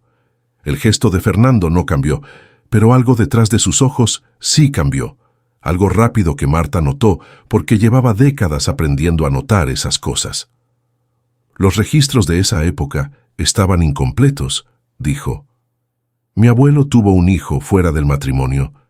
Manuel fue reconocido años después, pero no siempre aparece en los registros oficiales de la familia principal». «Entiendo». Marta dejó la taza sobre la mesa. «Entonces lo que me está diciendo es que usted es el sobrino ilegítimo de Aurelio, hijo de un hermano extramatrimonial no registrado, y que con base en eso quiere reclamar derechos sobre el contenido de una caja fuerte cuya existencia conoce porque alguien le filtró información de un proceso legal que todavía no es público». Fernando la miró. La sonrisa seguía puesta, pero era más delgada que antes. «Es una manera de verlo», dijo. «Es la manera precisa de verlo», dijo Marta. «¿Cuál es la suya?» Fernando descruzó los tobillos, apoyó los codos en las rodillas. Cuando volvió a hablar, el tono había cambiado, menos ensayado, más directo. «Señora Villanueva, seré honesto. Sé que hay lingotes en esa caja fuerte. Sé cuánto vale aproximadamente el oro que está ahí. Y sé que un proceso legal largo le va a costar dinero, tiempo y energía que usted quizás preferiría no gastar. ¿Me está proponiendo un arreglo?» «Le estoy proponiendo una conversación». «La conversación ya está teniendo lugar. Siga». Fernando sacó una tarjeta de la bolsa interior del saco y la puso sobre la mesa entre los dos. «Estoy dispuesto a no presentarme como parte en el proceso legal a cambio de una participación razonable en lo que se encuentre, sin juicio, sin demoras, sin gastos. Un acuerdo privado documentado entre personas adultas. Marta miró la tarjeta. No la tocó. ¿Cuánto es una participación razonable para usted? 40%. El número se quedó flotando entre los dos en el aire de la mañana. Un pájaro cantó en algún árbol cercano. El viento movió las hojas de la enredadera del galpón. No, dijo Marta. Señora, le dije que no. Su voz era tranquila, sin enojo, con la firmeza de alguien que ha dicho no muchas veces en su vida y que sabe que no necesita explicarlo. No porque la suma sea demasiado alta o demasiado baja, sino porque lo que usted me propone es pagarle para que no me cause problemas, y eso tiene un nombre que no es acuerdo privado entre personas adultas. Fernando Rosas Montoya guardó silencio. Si usted tiene documentos que demuestren su parentesco con Aurelio Montoya y cree tener derechos legales sobre algo, preséntese en el proceso legal. Ahí veremos qué dicen los jueces. Marta se puso de pie. Si no tiene esos documentos, entonces no tiene nada que hacer aquí y le pido que se retire de mi propiedad. Fernando se puso de pie también. Recogió su tarjeta de la mesa. Está cometiendo un error, señora Villanueva. He cometido muchos en mi vida, dijo Marta. Este no va a ser uno de ellos. Buenos días. Lo acompañó hasta la reja, la cerró detrás de él y volvió adentro a terminar su café, que para ese entonces estaba frío. Llamó al licenciado Palacios en cuanto escuchó que los pasos de Fernando en el camino de tierra se alejaban lo suficiente. Ya vino, dijo cuando el licenciado contestó. ¿Qué quería? El 40% a cambio de no meterse en el proceso. Una pausa. ¿Y usted? Le dije que no. Bien. Otra pausa. Señora Villanueva, voy a necesitar que me cuente todo lo que dijo palabra por palabra para el expediente. Tengo buena memoria, licenciado. Eso me imaginé. El licenciado presentó ese mismo día una solicitud formal para que Fernando Rosas Montoya, si pretendía ser parte en el proceso, presentara su documentación de parentesco ante el juzgado dentro de un plazo de 10 días hábiles.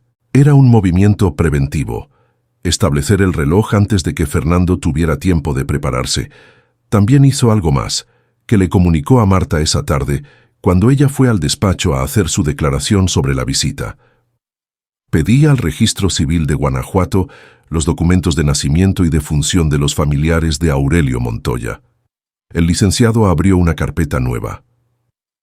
Lo que me llegó hoy lo confirma. Aurelio Montoya Cienfuegos era hijo único. No hay registro de ningún hermano, ni legítimo ni extramatrimonial, en los archivos del Estado. Marta dejó el bolígrafo sobre el escritorio. Entonces inventó al hermano. Eso parece. Y los documentos que dijo tener pueden ser falsificaciones, o pueden no existir. Si en 10 días no presenta nada ante el juzgado, el caso quedará sin esa amenaza. Marta pensó en la visita de esa mañana, en la sonrisa practicada, en los zapatos cubiertos de polvo, en el 40% que había pedido con la naturalidad de alguien que cree que todos tienen un precio. ¿Cómo supo lo de la caja fuerte?, preguntó. Esa es la pregunta que yo también me hago, dijo el licenciado. El acta notarial está en el expediente, pero ese expediente no es público todavía. Solo tienen acceso a él las partes notificadas formalmente. Héctor Montoya, notifiqué a Héctor con toda la información, incluyendo una descripción general del contenido de la caja. Marta lo miró. ¿Y si Héctor se lo dijo? Es posible. Héctor puede haber contactado a Fernando por sus propios canales, o Fernando puede tener otras fuentes. El licenciado cerró la carpeta. Lo que sé es que Fernando conocía detalles que no debería conocer si solo fuera un pariente lejano que hizo una consulta en el registro hace 8 meses. Alguien lo está informando. Alguien lo está informando, repitió el licenciado. Las 2 palabras cayeron en el silencio del despacho con el peso suficiente para que ninguno de los dos quisiera apresurarse a llenar ese silencio con algo más. Esa noche, Marta sacó su libreta y escribió 3 columnas. En la primera, lo que tenía a su favor: los documentos de compra, el testamento, el acta notarial, la firma del licenciado Palacios como testigo, los registros del registro civil que desmentían la existencia del hermano de Aurelio. 71 años de aprender a leer a las personas. En la segunda, lo que tenía en contra: un proceso legal que podía demorar meses, un hombre dispuesto a mentir sobre su parentesco, la posibilidad de que Héctor Montoya, que todavía no había dado señales claras de sus intenciones, decidiera pelear. El dinero que el juicio le iba a costar y que tendría que salir de sus ahorros, porque el tesoro de la caja fuerte no era suyo legalmente hasta que el juez dijera que lo era. En la tercera columna escribió una sola cosa: lo que Rodrigo siempre subestimó, y debajo de esa línea fue anotando: su paciencia, su memoria, su capacidad de callarse cuando hablar no servía, su hábito de leer todo 2 veces antes de firmar, su costumbre de llevar registro de todo en libretas, porque la memoria humana falla pero la tinta no. 42 años de matrimonio no solo habían sido 42 años de cocer frijoles y planchar camisas, habían sido 42 años de administrar una casa, de resolver problemas sin que nadie los nombrara como tales, de sostener cosas que se caían sin que nadie notara que ella las estaba sosteniendo. Eso también era experiencia. Eso también contaba. Cerró la libreta, apagó la luz. Afuera, San Isidro del Monte dormía con la quietud de los pueblos que llevan siglos aprendiendo a dormir sin que el mundo los despierte. Y debajo del galpón, en el cuarto que el tiempo había sellado y que ella había abierto, la caja fuerte esperaba con la paciencia del hierro y del oro, sin prisa, sin miedo, sin necesidad de que nadie le dijera cuánto valía. Igual que Marta. Los 10 días que el licenciado Palacios le había dado a Fernando Rosas Montoya para presentar su documentación de parentesco pasaron sin que Fernando presentara nada. Marta lo supo un martes por la mañana, cuando el licenciado la llamó al teléfono. No presentó documentos, dijo el licenciado sin preámbulo. El plazo venció ayer a las 5 de la tarde. ¿Entonces está fuera del proceso? Por ahora. Sin documentación que respalde su parentesco, el juzgado no lo admite como parte. Si consigue algo y lo presenta después, el juez decidirá si lo acepta. Pero por ahora, el proceso es entre usted y Héctor Montoya. ¿Y Héctor? Héctor Montoya presentó un escrito a través de su abogado la semana pasada. Una pausa. Va a impugnar el testamento. Marta ya lo esperaba. No como una sorpresa, sino como la confirmación de algo que había sido evidente desde que Héctor había colgado el teléfono sin despedirse. ¿Con qué argumento? Con 2. El primero, que el testamento fue redactado bajo condiciones que podrían indicar que Aurelio Montoya no estaba en pleno uso de sus facultades mentales en 1952. El segundo, que como heredero directo y legítimo de Aurelio Montoya, los bienes que estaban en esa propiedad le pertenecen independientemente de lo que diga el testamento, porque su padre nunca tuvo la intención legal de desheredarlos. Ese segundo argumento no tiene mucho sentido, dijo Marta. El testamento dice exactamente que esos bienes van para quien compre legalmente la tierra. No tiene mucho sentido, confirmó el licenciado, pero le cuesta poco presentarlo y a nosotros nos cuesta tiempo refutarlo. La estrategia de algunos abogados es precisamente esa: acumular argumentos, aunque sean débiles, para alargar el proceso y desgastar al contrario. Marta procesó eso en silencio. ¿Y el argumento de que Aurelio no estaba en sus cabales? Ese es más serio. Si logran peritar el testamento y encontrar indicios de que fue redactado bajo presión o en un estado de alteración mental, el juez podría declararlo inválido. El licenciado hizo una pausa. Aunque personalmente, habiendo leído ese documento, no creo que tengan mucho con qué trabajar. La redacción es clara, coherente, con razonamientos ordenados y referencias legales específicas. No es la letra de un hombre que no sabe lo que está haciendo. ¿Cuándo es la audiencia? En 3 semanas. El juez quiere revisar los documentos del acta antes de la vista principal. Marta miró por la ventana de la casita el campo que el amanecer estaba volviendo dorado. Licenciado, dijo. Necesito que me explique algo. Diga. ¿Es posible que Fernando Rosas Montoya y Héctor Montoya estén trabajando juntos? Una pausa larga. Es posible, dijo el licenciado finalmente. Fernando intentó un arreglo extrajudicial que usted rechazó. Ahora Héctor presenta una impugnación que va a demorar el proceso. Si el proceso se demora suficiente tiempo y los costos legales se acumulan, quizás esperan que usted prefiera negociar antes que seguir peleando. Me están poniendo entre dos frentes. Eso me temo. Bien. Marta cerró los ojos un segundo y los abrió. Entonces hay que atacar los dos frentes al mismo tiempo. ¿Qué necesita de mí para reforzar el caso?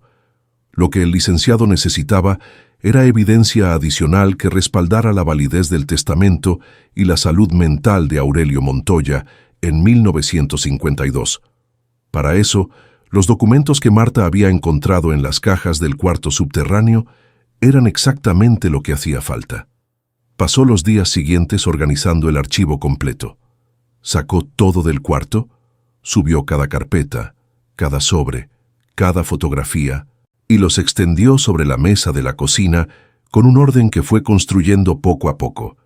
Por un lado, los documentos de negocios, contratos, títulos, cartas con el notario. Por otro, la correspondencia personal. Por otro, las fotografías. Y aparte, en una carpeta nueva que compró en la papelería del pueblo, los documentos que parecían tener relación directa con el testamento y con el estado mental y legal de Aurelio en sus últimos años conocidos. Lo que encontró en esa revisión exhaustiva fue más de lo que esperaba. Había cartas de Aurelio con el presidente municipal de San Isidro del Monte, fechadas entre 1950 y 1952, discutiendo asuntos del pueblo con una precisión y una coherencia que no dejaban margen para argumentar deterioro mental. Había una carta de un médico de Guanajuato capital, fechada en agosto de 1952, 2 meses antes del testamento, que certificaba que Aurelio Montoya había sido examinado y se encontraba en buen estado de salud física y mental. Había un recibo de pago de impuestos firmado de puño y letra por Aurelio en octubre de 1952, el mismo mes en que el testamento estaba fechado. Y había algo más, en el fondo de la última caja, que Marta encontró la tarde del miércoles y que la hizo sentarse sin poder levantarse durante un buen rato. Era un diario, un cuaderno de pasta dura, negro, con el nombre de Aurelio grabado en la cubierta con una herramienta de punta fina. Adentro, con su letra angular y precisa, Aurelio había escrito entradas irregulares a lo largo de varios años. No todos los días, no todas las semanas, sino cuando algo merecía ser registrado. Marta lo leyó de principio a fin en una sola sesión, con la espalda apoyada contra la pared de la cocina y las piernas extendidas porque la silla la cansaba. El diario empezaba en 1948. Aurelio escribía sobre la hacienda, sobre los negocios, sobre la gente del pueblo. Era un hombre observador, con sentido del humor seco que aparecía en frases cortas intercaladas entre asuntos serios. Pero lo más importante para el caso de Marta estaban en las últimas páginas. En una entrada de septiembre de 1952, Aurelio escribía: «Hay personas que quieren lo que he construido.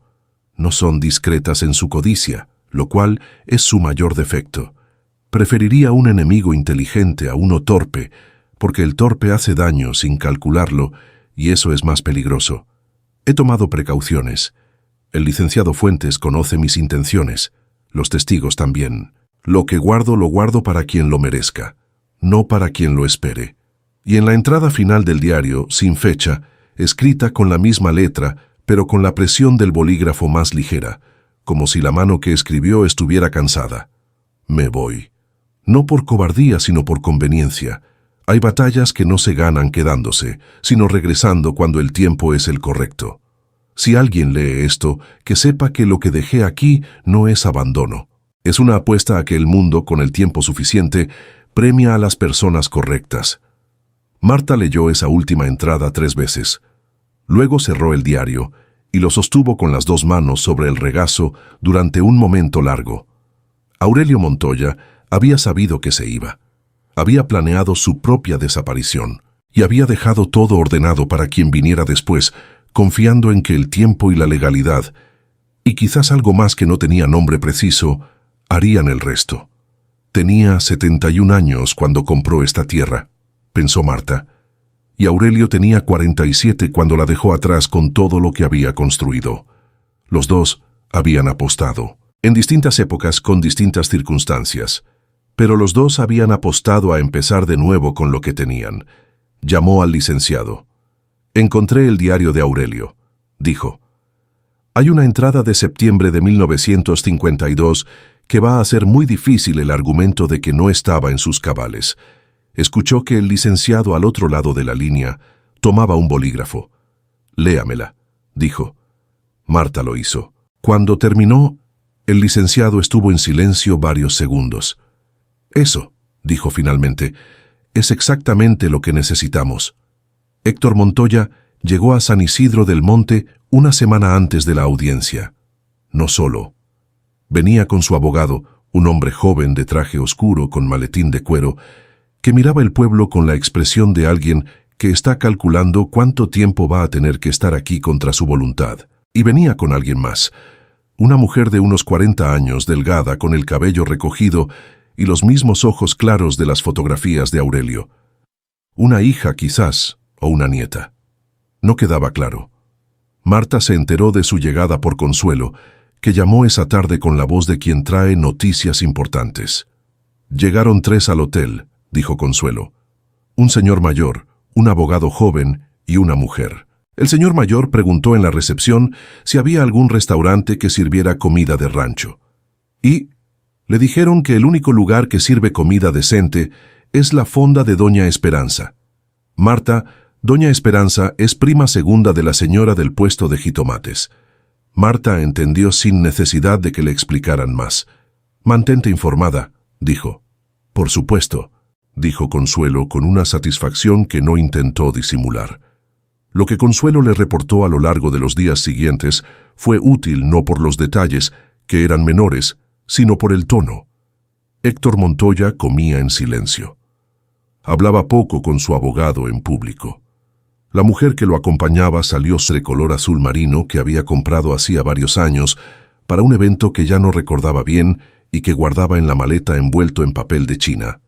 Se había recogido el cabello plateado en un rodete impecable. Se había puesto los aretes de perla que eran los únicos de valor que tenía y que por alguna razón Rodrigo no había reclamado en el divorcio, quizás porque ni siquiera los recordaba. El licenciado la miró cuando subió al carro. «¿Está usted lista?», dijo. No era una pregunta. «Llevo 71 años preparándome para los días difíciles», dijo Marta. «Más o menos». El licenciado arrancó el tsuru. La sala del juzgado era austera, con paredes de color crema que habían sido blancas en algún momento del pasado, filas de sillas de madera para los asistentes y una mesa larga al frente donde el juez, un hombre de unos 50 años con lentes y una expresión de alguien que ha escuchado demasiadas historias para sorprenderse con facilidad, presidía el proceso con la parsimonia de quien sabe que la justicia tiene sus propios tiempos y no los apresura por cortesía de nadie. Había más gente de la que Marta esperaba. Héctor Montoya estaba sentado en la primera fila de las sillas para público, solo, sin su abogado joven de la semana anterior. Asintió cuando Marta entró. Ella asintió de vuelta. El abogado de Héctor estaba presente pero sentado al fondo, con el maletín sobre las rodillas y la expresión de alguien que ha recibido instrucciones que no le convencen del todo. Y en la última fila, con un traje diferente al que había traído al pueblo, pero con los mismos zapatos de ciudad, ahora limpios del polvo del camino, Fernando Rosas Montoya. Sus ojos encontraron los de Marta cuando ella entró. Ella sostuvo la mirada el tiempo necesario para que quedara claro que no la incomodaba, y luego la apartó sin drama. El licenciado Palacios se instaló en la mesa de la parte actora. El abogado designado por el juzgado para representar los intereses del proceso de reconocimiento testamentario se sentó a su derecha. El juez abrió el expediente. «Vamos a proceder con la vista del expediente número...», comenzó. El proceso duró 4 horas. Marta había esperado algo más dramático, quizás por las películas o por las novelas, pero la realidad de un proceso legal era otra cosa. Documentos que se presentaban, se leían en voz alta en partes seleccionadas, se admitían o se objetaban con fórmulas que el licenciado manejaba con la naturalidad de quien habla su idioma nativo. Preguntas del juez, respuestas del licenciado, preguntas al abogado de Héctor que en 3 ocasiones tuvo que pararse y decir que retiraba tal o cual argumento por instrucciones de su cliente. Esas 3 veces, Marta miró a Héctor desde su silla. Héctor miraba al frente con la espalda recta y la expresión de alguien que ha tomado una decisión y ha decidido no cuestionarla. Los documentos de compra de la propiedad quedaron en el expediente sin objeción. El acta notarial del hallazgo quedó en 1900. El expediente sin objeción. El testamento hológrafo fue el punto central. El abogado de Héctor presentó formalmente el retiro de la impugnación por parte de su cliente, lo que provocó un momento de silencio en la sala y una mirada del juez hacia Héctor que éste sostuvo sin pestañear. ¿Confirma usted el retiro de la impugnación, don Héctor Montoya?, preguntó el juez. Lo confirmo, dijo Héctor, con una voz que en la sala austera sonó más clara de lo que Marta esperaba. El juez anotó algo. Siguió adelante. Fue entonces cuando Fernando Rosas Montoya se puso de pie desde la última fila. Su señoría, dijo con la voz de alguien que ha calculado cuándo interrumpir para generar el mayor efecto posible, solicito ser escuchado como parte interesada en este proceso. Soy sobrino de don Aurelio Montoya Cienfuegos y tengo documentos que acreditan mi parentesco. El juez lo miró. Usted es Fernando Rosas Montoya. El juez revisó el expediente. El señor Rosas Montoya tuvo un plazo de 10 días hábiles para presentar documentación ante este juzgado como parte interesada, dijo el juez. Ese plazo venció sin que presentara nada. ¿Tiene una explicación para esa omisión? Estaba reuniendo los documentos, señoría. Son archivos históricos que requieren tiempo para localizarse. Y ahora dice tener documentos. Así es. Preséntelos. Fernando Rosas sacó una carpeta de su maletín y la entregó al actuario, que la llevó al juez. El juez la revisó durante varios minutos en silencio. Marta no miró a Fernando. Miraba al juez. El juez levantó la vista de los documentos. Licenciado Palacios, dijo, el señor Rosas Montoya presenta un acta de nacimiento que lo identifica como hijo de Manuel Rosas Cienfuegos, con una nota marginal que dice que Manuel Rosas fue reconocido como hijo de don Aurelio Montoya padre, es decir, el abuelo del testador. Con respeto, señoría, dijo el licenciado poniéndose de pie. Eso haría al señor Rosas Montoya primo del testador, no sobrino. Y un primo no tiene la misma categoría legal de heredero que un hijo directo en este tipo de proceso. Eso es correcto, dijo el juez. Señor Rosas Montoya, incluso si este documento fuera completamente auténtico, su relación con el testador no establece un derecho preferente sobre el testamento. Fernando abrió la boca. Además, continuó el juez, antes de que Fernando pudiera hablar, este juzgado ha solicitado de oficio la verificación de los documentos presentados a los archivos del Registro Civil del Estado. Los resultados preliminares sugieren irregularidades en la nota marginal que menciona. Eso requerirá una investigación adicional que este proceso no puede esperar. El silencio en la sala fue absoluto durante varios segundos. Fernando Rosas se quedó de pie, con la carpeta vacía en la mano, y la cara de alguien que acaba de ver cómo una pared que creía sólida resulta ser de cartón. Señor Rosas Montoya, dijo el juez, le recomiendo que consulte a su propio abogado antes de seguir adelante. Puede sentarse. Fernando se sentó. Marta siguió mirando al frente. A la 1 de la tarde, el juez leyó su resolución. El testamento hológrafo de Aurelio Montoya Cienfuegos, redactado en octubre de 1952, firmado por 3 testigos cuya identidad y funciones habían sido verificadas en los archivos históricos correspondientes, era válido en todos sus términos. La propietaria legal del terreno, acreditada mediante escrituras públicas en regla, Cumplía los requisitos establecidos en el testamento para ser reconocida como heredera de los bienes depositados en la caja fuerte ubicada en el cuarto subterráneo de la propiedad. El juez siguió leyendo con la calma de quien ha leído muchas resoluciones y sabe que el peso de las palabras no requiere dramatismo para hacerse sentir. Marta escuchó cada palabra. Cuando el juez terminó, el actuario selló los documentos. El licenciado Palacios le apretó el brazo a Marta brevemente, un gesto contenido que en él equivalía a una celebración. Marta miró sus manos sobre sus rodillas.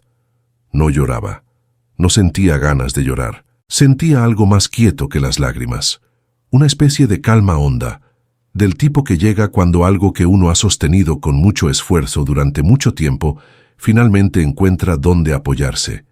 Héctor Montoya pasó frente a ella cuando la sala empezó a vaciarse. Se detuvo. «Felicidades, señora Villanueva».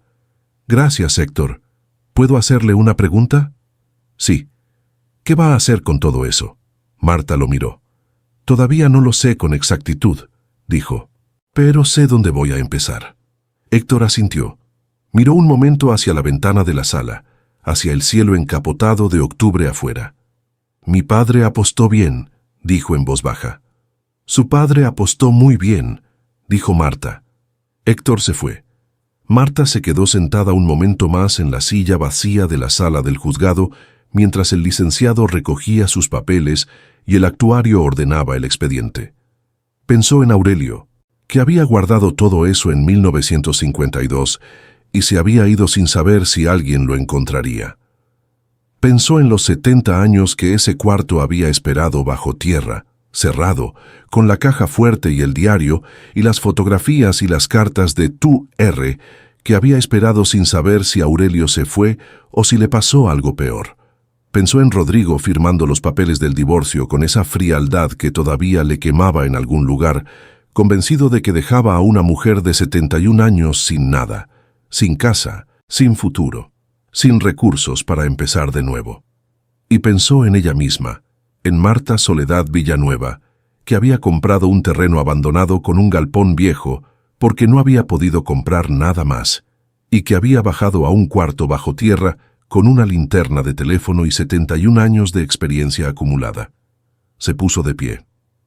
«¿Lista?», dijo el licenciado desde la puerta de la sala. «Lista», dijo Marta. Salió al pasillo del juzgado, salió a la calle, salió al aire frío de Guanajuato en octubre.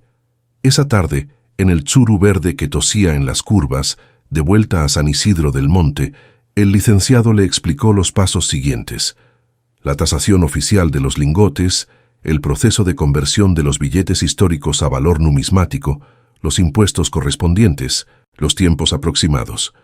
Marta tomó notas en su libreta con la misma letra meticulosa de siempre.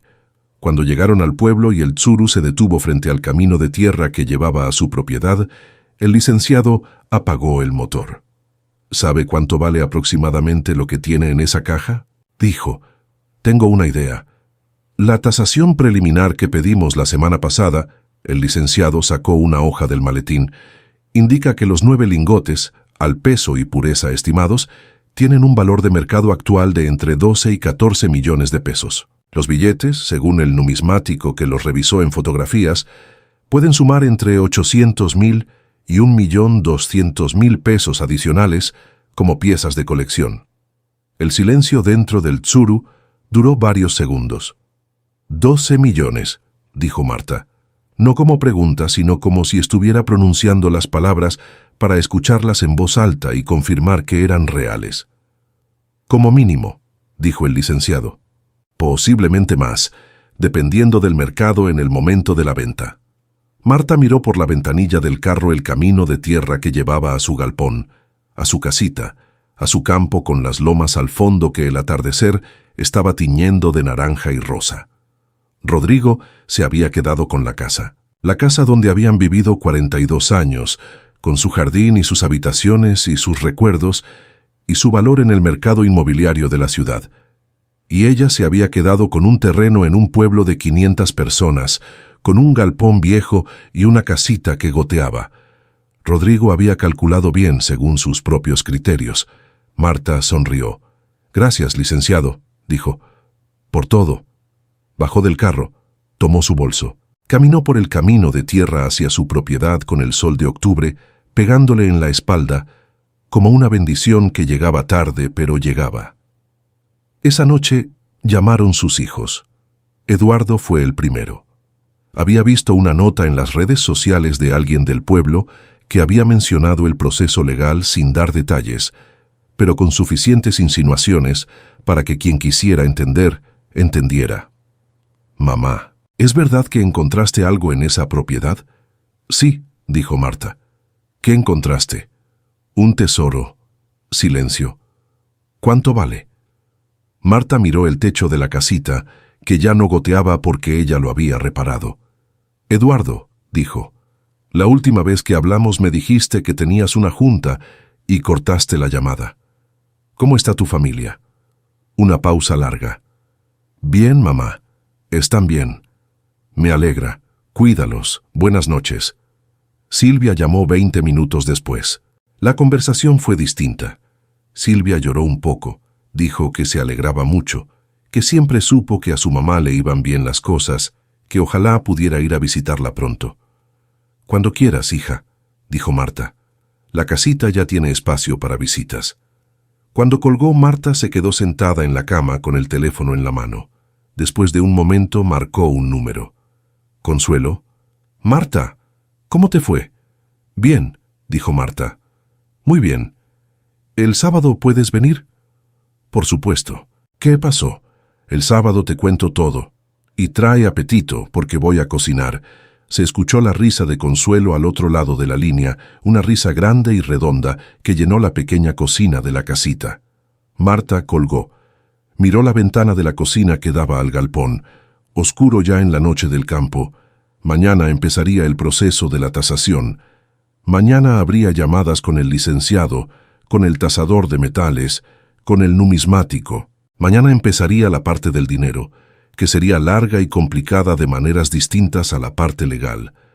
Pero esta noche, en la casita que era suya, en el campo que era suyo, en el pueblo que poco a poco estaba aprendiendo a ser también suyo, Marta Soledad Villanueva hizo una sola cosa. Abrió su libreta en una página nueva, escribió una fecha arriba, y debajo, con su letra meticulosa, escribió lo que iba a hacer con 12 millones de pesos cuando fueran suyos completamente, y el mundo lo supiera. La lista era larga, pero tenía tiempo.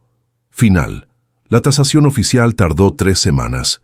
Vinieron 2 hombres de Guanajuato capital, uno especialista en metales preciosos y otro numismático, con sus maletines de instrumentos y sus formularios y su manera de moverse alrededor de las cosas valiosas, con la delicadeza profesional de quien sabe que lo que tiene frente a sí no le pertenece, pero lo trata como si le importara. Bajaron al cuarto subterráneo con el licenciado Palacios como testigo. Marta estuvo presente durante todo el proceso, de pie en el rincón con su libreta, tomando sus propias notas mientras ellos tomaban las suyas. Los lingotes fueron pesados y analizados uno por uno. El especialista fue anotando resultados en su formulario con la parsimonia de quien no quiere equivocarse en ninguna cifra, porque las cifras en este tipo de trabajo tienen consecuencias muy concretas. Los billetes fueron fotografiados, catalogados, identificados por serie y año de emisión.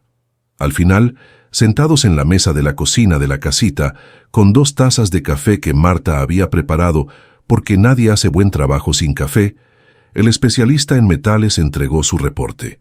9 lingotes de oro de 24 quilates. Peso total, 16 kilogramos con 400 gramos. A precio de mercado del día, 13.400.000 pesos. El numismático entregó su reporte a continuación. Los billetes, 23 piezas de distinta denominación, emitidas entre 1935 y 1950, tenían valor numismático total estimado en 980.000 pesos. El licenciado Palacios hizo la suma en silencio.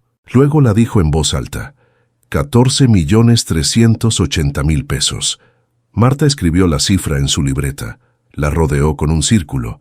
La miró un momento. Era casi exactamente la cantidad que necesitaba para lo que tenía en mente. El proceso de formalización del patrimonio, los impuestos, la apertura de la cuenta bancaria con el importe correspondiente tomó 2 meses más. Durante esos 2 meses, Marta siguió viviendo en la casita, siguió comprando en el mercado del jueves, siguió tomando café por las mañanas mirando el galpón por la ventana de la cocina. Pero también empezó a hacer otras cosas. Contrató a un arquitecto del pueblo, un hombre joven llamado Tomás, que había estudiado en León y que volvió a San Isidro del Monte porque, según él mismo explicó, sin que nadie le preguntara, en las ciudades grandes hay trabajo, pero no hay vida. Tomás venía 2 veces por semana con sus planos y sus ideas y su entusiasmo, que a veces necesitaba que Marta lo frenara con un «eso está muy bonito, pero no lo necesito», que él recibía con mejor humor del que Marta esperaba. El proyecto era concreto: restaurar el galpón. No demolerlo, no vaciarlo de su historia para convertirlo en otra cosa. Restaurarlo, reforzar las vigas, cambiar la lámina del techo, reparar los tablones rotos, tratar la madera que todavía podía salvarse. Conservar la estructura original porque era la estructura de Aurelio, y eso merecía respeto. Y en el terreno contiguo al galpón, donde crecía la hierba sin orden, construir una casa, no grande. No de esas casas que gritan dinero nuevo. Una casa proporcional a la persona que iba a vivir en ella, con buena cocina, con una habitación para huéspedes, con un corredor con sillas donde tomar el café de la mañana mirando el campo. Tomás escuchó todo eso en su primera reunión y tomó notas. ¿Y el cuarto subterráneo?, preguntó. Marta pensó un momento. Se sella, dijo, correctamente, con escaleras seguras y puerta nueva, y queda como parte de la historia de la propiedad. Tomás asintió como si eso fuera la respuesta más sensata que había escuchado en mucho tiempo.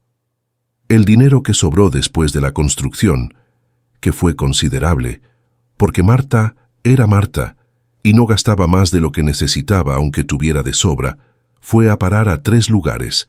El primero, un fondo a nombre de la Escuela Primaria de San Isidro del Monte, no una donación única, sino un fondo permanente, administrado por el ayuntamiento con supervisión del licenciado Palacios, para material didáctico y reparaciones. Doña Esperanza, cuando se enteró en la fonda donde siempre se enteraba de todo, le dijo a Marta que Aurelio Montoya había donado el terreno donde estaba esa escuela en 1948. Marta no supo eso cuando decidió hacer la donación, pero cuando lo supo, pensó que Aurelio y ella se habrían entendido bien. El segundo, una cantidad para cada uno de sus hijos. No como recompensa ni como deuda pagada, sino porque eran sus hijos, y porque Marta no era una mujer rencorosa, aunque tampoco era una mujer que olvidara. Eduardo llamó cuando recibió la notificación del depósito. Esta vez no mencionó ninguna junta. Hablaron durante 40 minutos. Silvia viajó a San Isidro del Monte el mes siguiente y se quedó 4 días, durmiendo en la habitación para huéspedes que todavía olía a pintura nueva, ayudando a Marta a plantar las primeras matas de la huerta. El tercero, una cantidad para Consuelo, que había venido todos los sábados durante meses con comida y chismes, y la lealtad sin condiciones de la gente que uno conoce desde la infancia. Consuelo se negó 3 veces. A la cuarta, cuando Marta le dijo, «Consuelo, toma el dinero y no me hagas repetirlo más», con ese tono que Consuelo reconocía de cuando eran niñas y que significaba que el asunto estaba cerrado, Consuelo tomó el dinero y lloró. La mañana en que Rodrigo llamó, Marta estaba en el corredor de su casa nueva, con el café y el campo y las lomas y el azul del cielo, que todavía, cada mañana, le parecía un regalo que no se acababa. Su teléfono vibró. Miró el número. Lo reconoció. Lo dejó vibrar 3 veces antes de contestar. «Marta», dijo Rodrigo. «Rodrigo», dijo Marta. Silencio breve. «He visto cosas en las noticias sobre una propiedad en Guanajuato». Su voz tenía un tono que Marta reconoció. El tono de alguien que está intentando sonar casual y no lo consigue. «¿Eres tú?» «Soy yo». Otro silencio. «Marta, yo quería llamarte para decirte que me alegra que te haya ido bien». Marta bebió su café. Miró el campo. Una paloma aterrizó en el borde del corredor. Se quedó un momento mirándola con ese ojo redondo y anaranjado de las palomas, y luego se fue. «Gracias, Rodrigo», dijo, «y quería pedirte perdón por cómo fueron las cosas». Marta cerró los ojos un segundo, no de dolor, de otra cosa que no tenía nombre exacto, pero que se parecía al cansancio limpio que se siente cuando algo que cargaste durante mucho tiempo, finalmente ya no tienes que cargarlo más. «Te escucho», dijo. «Cometí muchos errores. Sé que fui injusto contigo, que no valoré». «Rodrigo», lo interrumpió Marta con suavidad, pero sin duda, «no necesito que me digas todo eso. No porque no me importe, sino porque ya no necesito escucharlo para estar bien. ¿Entiendes lo que te digo?» Una pausa. «Sí», dijo Rodrigo, y en esa sílaba había algo que Marta interpretó como genuino. «Me alegra que estés bien», dijo Marta. «Cuídate».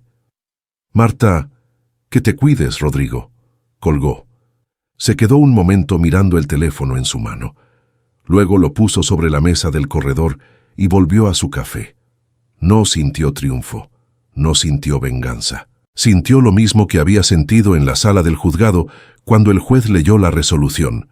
Esa calma honda y quieta de las cosas que finalmente están en el lugar donde deben estar. 6 meses después de la audiencia, el galpón de Aurelio Montoya quedó completamente restaurado. El día que Tomás el arquitecto entregó la obra, vino con su cuadrilla de trabajadores y con una botella de mezcal que abrió en el corredor de la casa nueva mientras el sol bajaba sobre las lomas. Marta sirvió vasos para todos. Consuelo estaba ahí. Silvia había venido ese fin de semana. El licenciado Palacios llegó un poco tarde, con su suru verde que seguía tosiendo, pero que seguía funcionando. Miraron el galpón desde el corredor, las vigas nuevas mezcladas con las vigas viejas que habían resistido, la lámina nueva del techo que brillaba todavía con la luz de la tarde, los tablones de madera tratada que convivían con los tablones originales de Aurelio, en una mezcla que Tomás había logrado que se viera como continuidad y no como interrupción. Las puertas dobles abiertas de par en par, como Marta las había abierto el primer día, pero esta vez sin el crujido de la madera hinchada, porque las habían ajustado y engrasado. Adentro, limpio, ordenado, con las herramientas viejas de Aurelio colgadas en la pared, como si fueran lo que eran. No trastos viejos, sino historia de alguien que había vivido y trabajado y amado y decidido apostar a que el tiempo hacía justicia. ¿Está conforme?, preguntó Tomás. «Estoy conforme», dijo Marta. Levantó su vaso. Los demás levantaron los suyos. No dijo nada. No había nada que decir que las copas juntas no dijeran mejor. Esa noche, cuando todos se fueron y la casa quedó en silencio y el campo afuera estaba lleno de los sonidos de siempre, los grillos, el viento, el crujido de la madera del galpón asentándose en el frío, Marta abrió su libreta. No la que usaba para las cuentas y los planos y los trámites legales. La otra, la pequeña, la que llevaba en el bolsillo interior de su chaqueta desde que había llegado a esta propiedad. Fue al principio, la primera página, la primera noche en la casita que goteaba, cuando había escrito 3 columnas, lo que tenía a favor, lo que tenía en contra, y lo que Rodrigo siempre subestimó. Leyó la tercera columna. Su paciencia, su memoria, su capacidad de callarse cuando hablar no servía, su hábito de leer todo 2 veces antes de firmar, su costumbre de llevar registro de todo porque la memoria humana falla, pero la tinta no. 42 años de sostener cosas sin que nadie lo notara. Cerró la libreta. La sostuvo con las 2 manos, igual que había sostenido el diario de Aurelio, igual que había sostenido el testamento, igual que había sostenido todo lo que en los últimos meses había resultado ser más valioso de lo que parecía a primera vista. Pensó en Aurelio Montoya, que había escrito: «Apuesto a que el mundo, con el tiempo suficiente, premia a las personas correctas». Había tenido que esperar 70 años para que alguien recogiera esa apuesta. Marta tenía 71 años. No tenía 70 años más para esperar, pero tampoco los necesitaba, porque el tiempo suficiente no es siempre el mismo número de años para todos. A veces el tiempo suficiente es el tiempo exacto que te toma llegar al lugar donde deberías haber estado siempre. Y a veces, ese lugar es un galpón viejo en un pueblo chico, con el campo afuera y el cielo entero encima, y una casita que ya no gotea y una libreta llena de cosas que nadie nunca subestimará de nuevo. Marta apagó la luz. Afuera, San Isidro del Monte dormía, y debajo del galpón, restaurado de Aurelio Montoya, en el cuarto subterráneo con su puerta nueva bien sellada, la caja fuerte vacía esperaba sin prisa, sin